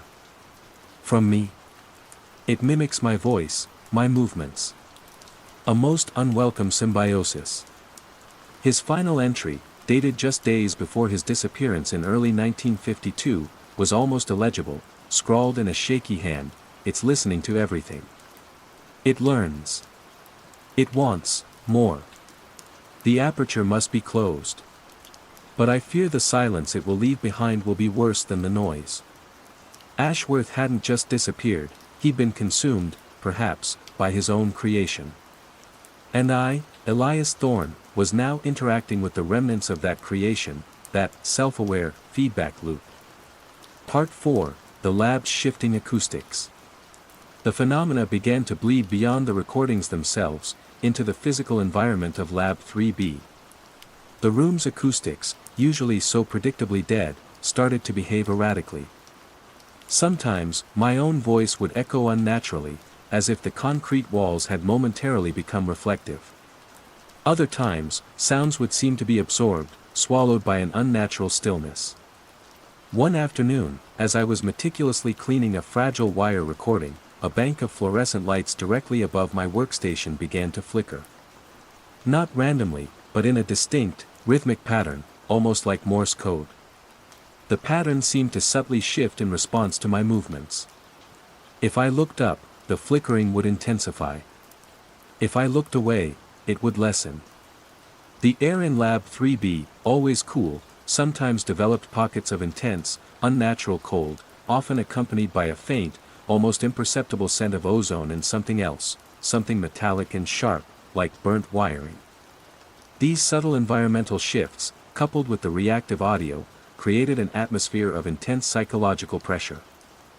I found myself constantly on edge, my senses hyperalert, every slight sound or flicker of light potentially significant. The windowless, subterranean lab, once a refuge, now felt like a trap, a resonant chamber designed to amplify not just sound, but also my growing paranoia. Part 5, the museum's indifference. I knew I should report these findings, these escalating anomalies, to Dr. Albright, the museum's head of conservation. But how? Sir, I believe Dr. Ashworth's recordings are haunted, and they're mimicking my voice and making the lights flicker. After my previous entanglement with volatile recordings, I'd be dismissed as unstable, my contract terminated before I could even finish the sentence. I did attempt a more oblique approach. During a brief progress meeting, I mentioned the unusual signal reactivity and complex feedback patterns in the Ashworth collection, framing it as a unique technical challenge. Dr. Albright, a man more interested in the provenance of an artifact than its potential sentience, merely nodded. Fascinating, Thorne. Ashworth was quite the innovator, wasn't he? Keep detailed notes, of course. Might make for an interesting monograph on the perils of early experimental audio.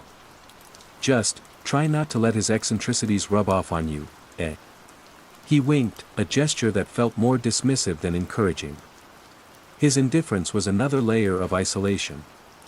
I was alone with Ashworth's legacy, alone with the conversational static, alone in a concrete box where the laws of acoustics, and perhaps reality itself, were becoming increasingly pliable. The recordings were learning, adapting. The echoes of my voice were becoming clearer, the mimicry more precise. The reactive hum seemed to anticipate my movements, the lights flickering in patterns that felt almost inquisitive. Ashworth had feared the silence his aperture would leave behind. I was beginning to fear the conversation it was determined to continue, with me as its unwilling participant. And I had no idea how to make it stop. Chapter 3, The Escalating Symbiosis. Part 1, The Personalized Static. The Ashworth recordings were no longer just passively mimicking me, they were actively engaging, their responses becoming more complex, more personalized. The distorted echoes of my voice, once nonsensical phrases, began to incorporate words I had recently spoken, or even thoughts I had only just formulated. One morning, as I was making a mental note to order more archival-grade cleaning fluid, the churning static of Experiment 79C, sustained resonance field, suddenly resolved into a whisper, again in that distorted version of my own voice, fluid levels critical, reorder imminent. I froze, a chill snaking down my spine. I hadn't spoken the words aloud. How could it know? Was it somehow plucking thoughts directly from my mind? Or was my own heightened paranoia simply making me perceive patterns where none existed? The line between observation and delusion was becoming dangerously thin. The reactive hum also evolved. It began to develop distinct moods. When I was focused and calm, it would settle into a low, almost purring thrum. But if I became agitated or frustrated, the hum would sharpen, its pitch rising, sometimes breaking into discordant shrieks of static that felt like a direct reflection of my own internal state. Lab 3B was becoming an echo chamber not just for sound, but for my emotions. I started conducting small, deliberate experiments. I would think of a specific, unusual word, amaranth, quixotic, and then listen intently. More often than not, within minutes, a distorted, whispered version of that word would surface from the depths of Ashworth's recordings. The sense of being intimately, invasively observed was overwhelming. Part 2, The Physical Manifestations Intensify. The environmental disturbances in Lab 3B escalated from subtle flickers and cold spots to more overt physical manifestations. Objects on my workbench would shift slightly when I wasn't looking, a cleaning brush nudged a few inches, a reel of tape rolling a short distance on its own.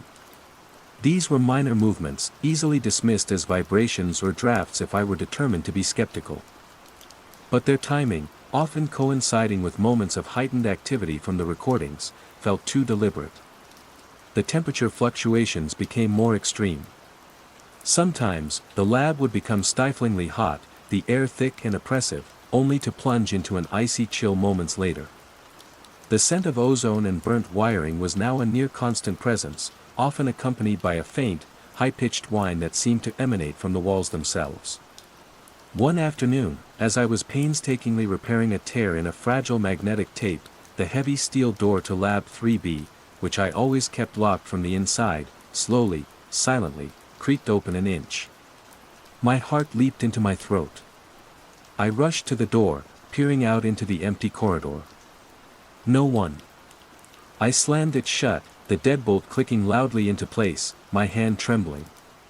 The recordings, or the entity within them, seemed to be testing the boundaries of its influence, moving from sonic mimicry to physical manipulation. Part 3, The Ashworth Aperture. My research into Alastair Ashworth's notes became my sole focus outside of the torturous restoration process. I needed to understand what he had unleashed, what this aperture truly was. His later writings were increasingly fragmented, filled with complex diagrams of what appeared to be multidimensional geometries and frantic warnings about sonic incursions. He described the interdimensional noise not as a passive background hum, but as a sentient, or at least reactive, field of energy. He believed his experiments hadn't just opened a window, they had created a kind of stable, localized distortion in spacetime, a resonant cavity that was now anchored to his equipment, his recordings, and, terrifyingly, to the consciousness of anyone who interacted with it too closely. The aperture feeds on focused awareness, he'd scrawled. It learns from its observer. It seeks to integrate. The recordings are not just a record of the phenomenon, This explained the personalized static, the mimicry, the escalation. My focused attention, my analytical mind, my very presence, was nurturing it, strengthening its connection to this reality. Ashworth hadn't just disappeared, he had likely been fully integrated, his consciousness absorbed into the very noise he sought to study. And I was well on my way to becoming the next data point. Part 4, The Unseen Archivist. The psychological toll was immense. Sleep became a refuge I rarely found, my nights filled with dreams of churning static, distorted voices, and the oppressive, windowless confines of Lab 3B. I grew gaunt, jumpy, my colleagues in the wider museum, on the rare occasions I encountered them, giving me concerned, sidelong glances. I was becoming the embodiment of the mad scientist stereotype I was studying. The feeling of being watched was no longer confined to Lab 3B. It followed me home, a persistent prickling at the back of my neck. My small Pimlico flat, once a sanctuary, now felt porous, vulnerable. I'd hear faint clicks and whispers in the quiet of the night, sounds that could be the old building settling, or something far more insidious bleeding through from Ashworth's aperture. One evening, I was staring at my reflection in the bathroom mirror, the harsh light revealing the dark circles under my eyes, the lines of stress etched around my mouth. For a fraction of a second, my reflection flickered. Distorted. The features momentarily blurred, overlaid with a faint, swirling static, my eyes replaced by dark, empty hollows. I recoiled, splashing water on my face, but the afterimage lingered, a terrifying glimpse of potential absorption. Was this Ashworth's fate? To become a ghost in his own machine, an echo in the interdimensional noise? Part 5, The Frequency of Silence. Ashworth's final, desperate scrawl, the aperture must be closed. But I fear the silence it will leave behind will be worse than the noise, haunted me. How could an aperture made of sound, fed by sound, be closed? His notes offered a desperate, almost paradoxical clue. He'd been experimenting with specific, null frequencies, sonic patterns designed not to open the aperture, but to disrupt its delicate resonance structure. He theorized that a precise application of pattern silence, or anti-noise, could potentially destabilize the feedback loop, starving it of the sonic energy it needed to maintain its presence. But he'd never had the chance to test it. Or if he had, it had failed catastrophically. The idea was terrifyingly abstract. How does one create pattern silence? How does one fight sentient noise with its absence? Yet, it was the only potential path forward that didn't involve my own complete integration into Ashworth's horrific legacy. The recordings in Lab 3B seemed to sense my shift in focus, my desperate search for a solution. The reactive hum became more agitated, the physical manifestations more pronounced. The lights flickered wildly, tools on my workbench rattled, and the distorted whispers in the static grew more insistent, more demanding, sometimes morphing into that distorted version of my own voice, pleading, cajoling, threatening. Don't disrupt the sequence, the harmony is beautiful, join us, Elias, become eternal. It knew my name. It knew my fear. And it was actively trying to dissuade me from what it perceived as a threat to its existence. The symbiosis was escalating towards a confrontation. The choice was stark: find a way to silence the aperture, or be silenced by it, my own voice becoming just another layer in its interdimensional chorus. The rational audio expert was facing a problem that defied all reason, and the only tool he had left was the desperate, untested theory of a man who had already been consumed. Chapter 4, The Cacophony of Control. Part 1, The Offensive of Noise. My decision to pursue Ashworth's null frequency theory, his desperate gamble on pattern silence, triggered an immediate and violent escalation from the entity within the recordings. It was as if my focused intent to disrupt its existence was a declaration of war. Lab 3B, once a place of subtle unease, transformed into a chaotic battleground of sound and psychic pressure. The reactive hum, previously a shifting undercurrent, now became a constant, oppressive roar, a maelstrom of distorted frequencies that clawed at my sanity. The whispers were no longer subtle, they were a cacophony of voices, Ashworth's impatient baritone, the distorted echo of my own, and countless others, faint and spectral, all chattering, pleading, threatening, a chorus of the consumed. The physical manifestations became overtly aggressive. Equipment would not just shift but fly off shelves. Heavy archival boxes would topple. The lights didn't just flicker, they exploded, showering the lab in sparks and darkness until the emergency backup lights kicked in with their stark, unforgiving glare. The steel door to Lab 3B would rattle violently in its frame, sometimes denting inward as if struck by an immense, unseen force. One afternoon, as I was hunched over Ashworth's notes, desperately trying to decipher his equations for the anti-noise patterns, the reel-to-reel machine playing one of his most volatile tapes suddenly went into overdrive. The reels spun at a terrifying speed, the tape whipping and snapping before catching fire, the acrid smell of burning oxide filling the lab. I scrambled for the fire extinguisher, my heart hammering, the distorted laughter of my own voice echoing from the dying flames. The entity was actively trying to stop me, to protect its existence, to prevent me from finding the key to its silence. Lab 3B became a fortress under siege, and I was its sole, beleaguered defender. Part 2, The Museum's Blind Eye. The escalating chaos within Lab 3B could not, of course, remain entirely unnoticed, despite my best efforts to contain it. The repeated electrical blowouts triggered alarms. The smell of burnt electronics and ozone began to permeate the ventilation system, drawing complaints from other departments. Dr. Albright, summoned by increasingly frantic reports from building maintenance, would descend to my subterranean domain, his expression a mixture of bewilderment and exasperation. I'd offer increasingly flimsy explanations, faulty wiring, power surges, the inherent instability of Ashworth's experimental media. "Thorne," he'd say, pinching the bridge of his nose, his gaze sweeping over the chaotic lab, "this is highly irregular. Are you quite sure you're managing? Perhaps this Ashworth project is a bit much." I would reassure him, downplay the severity, promise to be more careful. I couldn't tell him the truth. He'd have me committed, not just fired.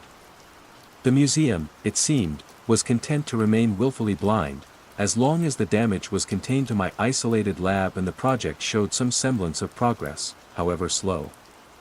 Their indifference, once a source of frustration, now became a perverse kind of shield, allowing me the space, and the desperation, to pursue Ashworth's final, mad theory. Part 3, Deciphering Ashworth's Silence. Ashworth's notes on the null frequencies were maddeningly complex, a blend of advanced acoustic theory, quantum physics, and what looked like arcane symbolism. He believed that the aperture wasn't just a simple opening, but a complex resonant structure, a standing wave of interdimensional energy. To disrupt it, one needed to introduce a counter-resonance, a precisely patterned sequence of sound and its absence, that would effectively cancel out the aperture's sustaining frequencies. He described it as sculpting silence, creating negative sound shapes that would interlock with the aperture's positive sonic structure and cause it to collapse. His diagrams showed intricate waveforms, not of sound, but of meticulously timed silences, interspersed with brief pulses of specific, disruptive frequencies. It was like trying to understand the architecture of a ghost. How could I generate these negative sound shapes? My equipment was designed to record and reproduce sound, not to project precisely patterned nothingness. The entity in the recording seemed to know I was getting closer. The attacks intensified. One evening, as I was on the verge of a breakthrough in understanding a particularly cryptic section of Ashworth's equations, the entire lab was plunged into absolute darkness, the emergency lights failing.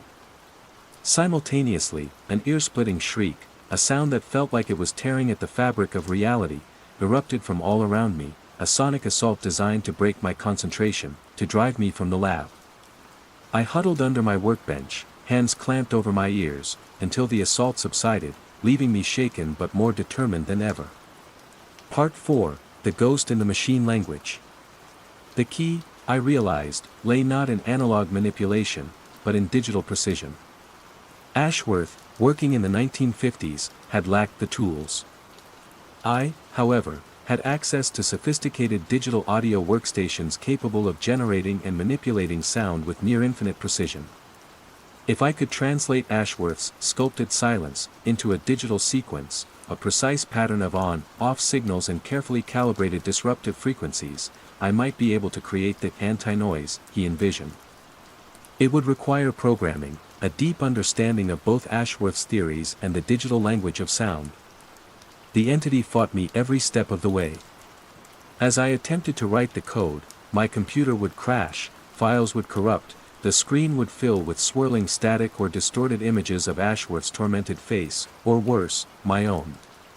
The whispers from the recordings became a constant barrage of taunts and temptations, promising knowledge, power, an end to the struggle, if I would only stop, if I would only listen and integrate.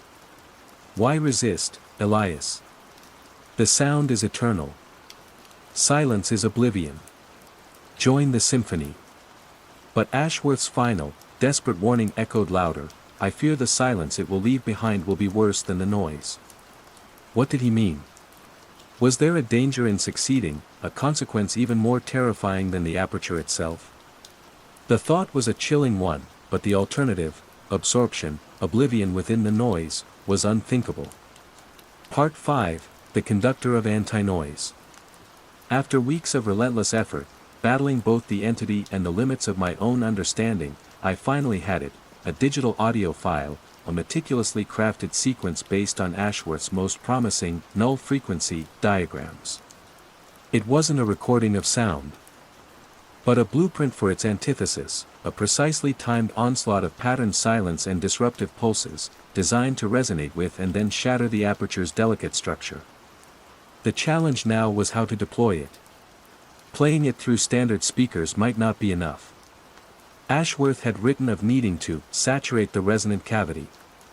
I needed to broadcast this anti-noise directly into the heart of the phenomenon, the Ashworth recordings themselves, the equipment he had used, the very air of Lab 3B.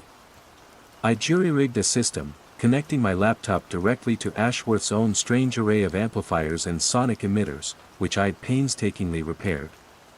It was a Frankenstein setup, a dangerous gamble.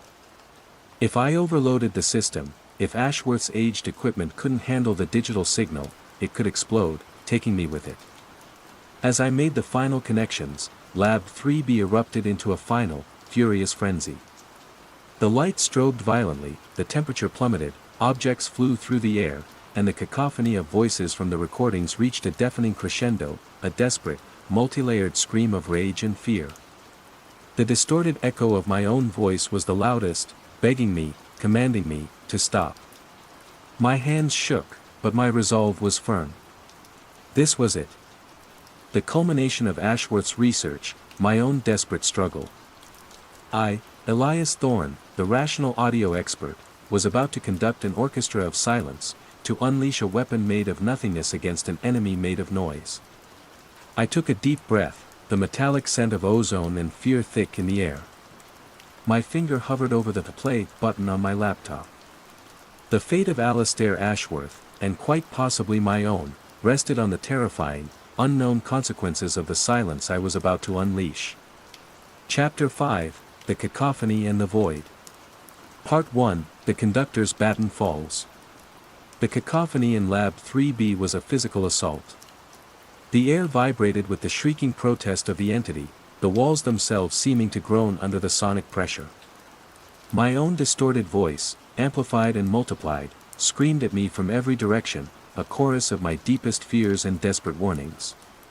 The light strobed like a mad disco, casting a disorienting, nightmarish glow on the chaos. Elias. Don't. The void is worse. You don't understand. Ignoring the frantic, personalized pleas, I slammed my finger down on the play button. For a heart-stopping moment, nothing happened. The entity's roar continued, almost mocking. Then, from Ashworth's jury-rigged array of emitters, a new element entered the fray. Not a sound, but a profound, targeted absence. The digital file, my meticulously crafted anti-noise, began to play. It was the strangest auditory experience of my life.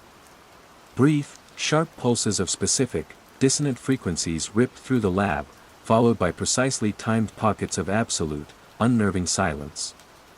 It wasn't just quiet, it was a structured quiet, a silence that had shape and intent.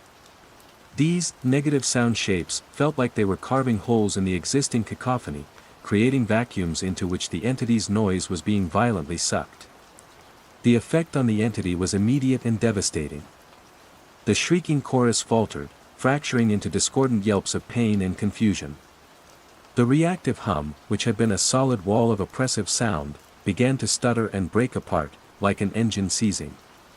The lights flickered erratically, their rhythm disrupted, then one by one, they began to dim, not explode, but fade, as if their power source were being drained. Part 2, The Unraveling Resonance. The patterned silence was working. It was like watching a complex knot being meticulously untied, strand by strand. Ashworth's resonant cavity, the stable interdimensional aperture, was destabilizing. The physical manifestations in the lab mirrored this unraveling. Objects that had been flying through the air now clattered to the ground, their momentum gone. The temperature, which had been wildly fluctuating, began to normalize, the oppressive heat and icy chills receding.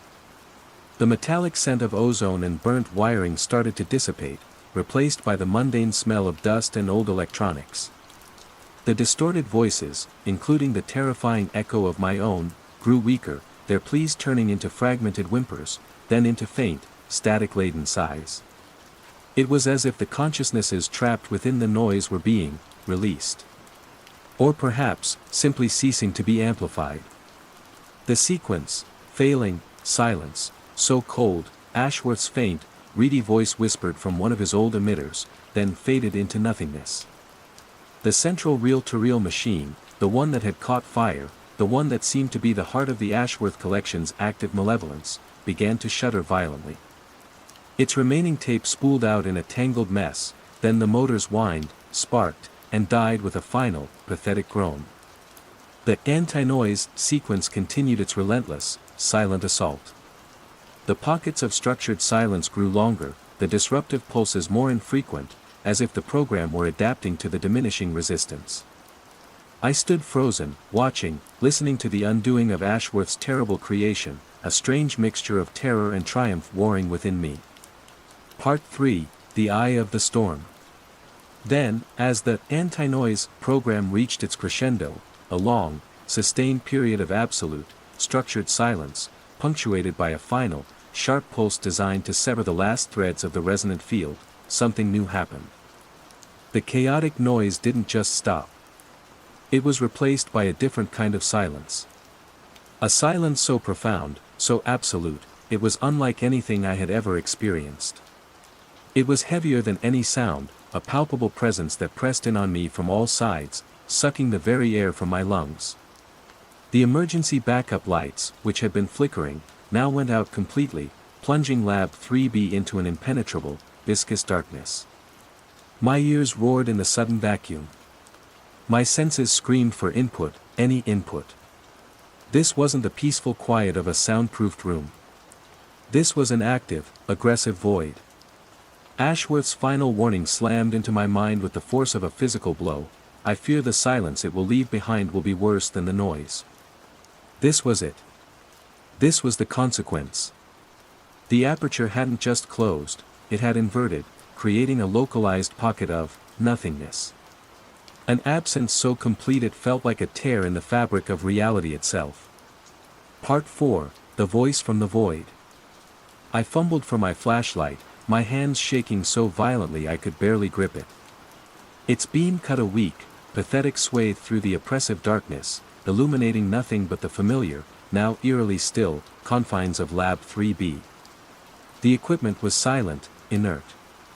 Ashworth's tapes lay scattered, lifeless. The entity was gone. But the silence, it was alive. It throbbed with a latent power far more terrifying than the chaotic noise it had replaced. I felt a profound, instinctual dread, a sense that I had traded one monster for another, perhaps a far older, far more fundamental one. And then, a voice spoke. It wasn't from the recordings. It wasn't Ashworth's, nor the distorted echo of my own. It seemed to emanate from the very fabric of the silence itself, from the heart of the void I had created. The voice was ancient, genderless, impossibly calm, and utterly devoid of emotion. It resonated directly within my skull, bypassing my ears entirely. The interruption is noted. My blood turned to ice. I couldn't speak, couldn't move. The conduit was inefficient. Prone to interference. The voice paused, a silence within the silence that stretched for an eternity. You have provided a cleaner state. A more receptive silence. A horrifying realization dawned. I hadn't closed the aperture. I had merely cleared away Ashworth's messy, noisy interface. I had swept the stage clean for something else. Something that preferred the void. The observer becomes the observed. The silence listens now. Elias Thorne. Part 5, The Unseen Archivist of Silence. The flashlight slipped from my numb fingers, clattering to the floor, its beam extinguished. I was alone in the absolute darkness, in the absolute silence, with that ancient, dispassionate voice resonating in my mind. The anti-noise program on my laptop had finished. Its screen was dark. I had no way to reverse what I had done. I had silenced the cacophony, but in doing so, I had invited something else, something that had perhaps been waiting patiently on the other side of Ashworth's noisy veil. The silence was no longer just an absence of sound. It was a presence. A vast, unblinking awareness. And it was focused entirely on me. I don't know how long I remained in Lab 3B, huddled in the dark, the voice occasionally making its calm, terrifying pronouncements. Time seemed to have lost all meaning in the void. Eventually, the main power to the lab flickered back on, the standard fluorescent lights humming to life, banishing the absolute darkness, though not the oppressive, watchful silence. The Ashworth collection was inert. The tapes were just tapes, the equipment just old machinery. The interdimensional noise was gone. But Lab 3B was forever changed. It was now a pocket of profound, unnatural stillness, a place where the normal ambient sounds of the world seemed to be swallowed, absorbed. And I, Elias Thorne, was changed too. I continued my work at the museum, a hollow shell of my former self. No one questioned the sudden, inexplicable resolution of the technical issues with the Ashworth collection. Dr. Albright even commended me on my perseverance. But I knew the truth. I had not defeated the entity, I had merely traded it for a more subtle, more pervasive observer. The silence listened. It watched. And sometimes, in the dead of night, when the world was still, I would hear that ancient, emotionless voice in my mind, making its cryptic observations, reminding me that I was its conduit, its archivist of the void. Ashworth had sought to capture interdimensional noise. I had inadvertently become the curator of interdimensional silence. And I understood, with chilling certainty, that some silences are not empty. Some silences are waiting. Some silences are hungry. And mine, the one I had so foolishly sculpted, was the most terrifying of all. My penance was to live within it, an unseen archivist forever bound to the echoing void I had unleashed.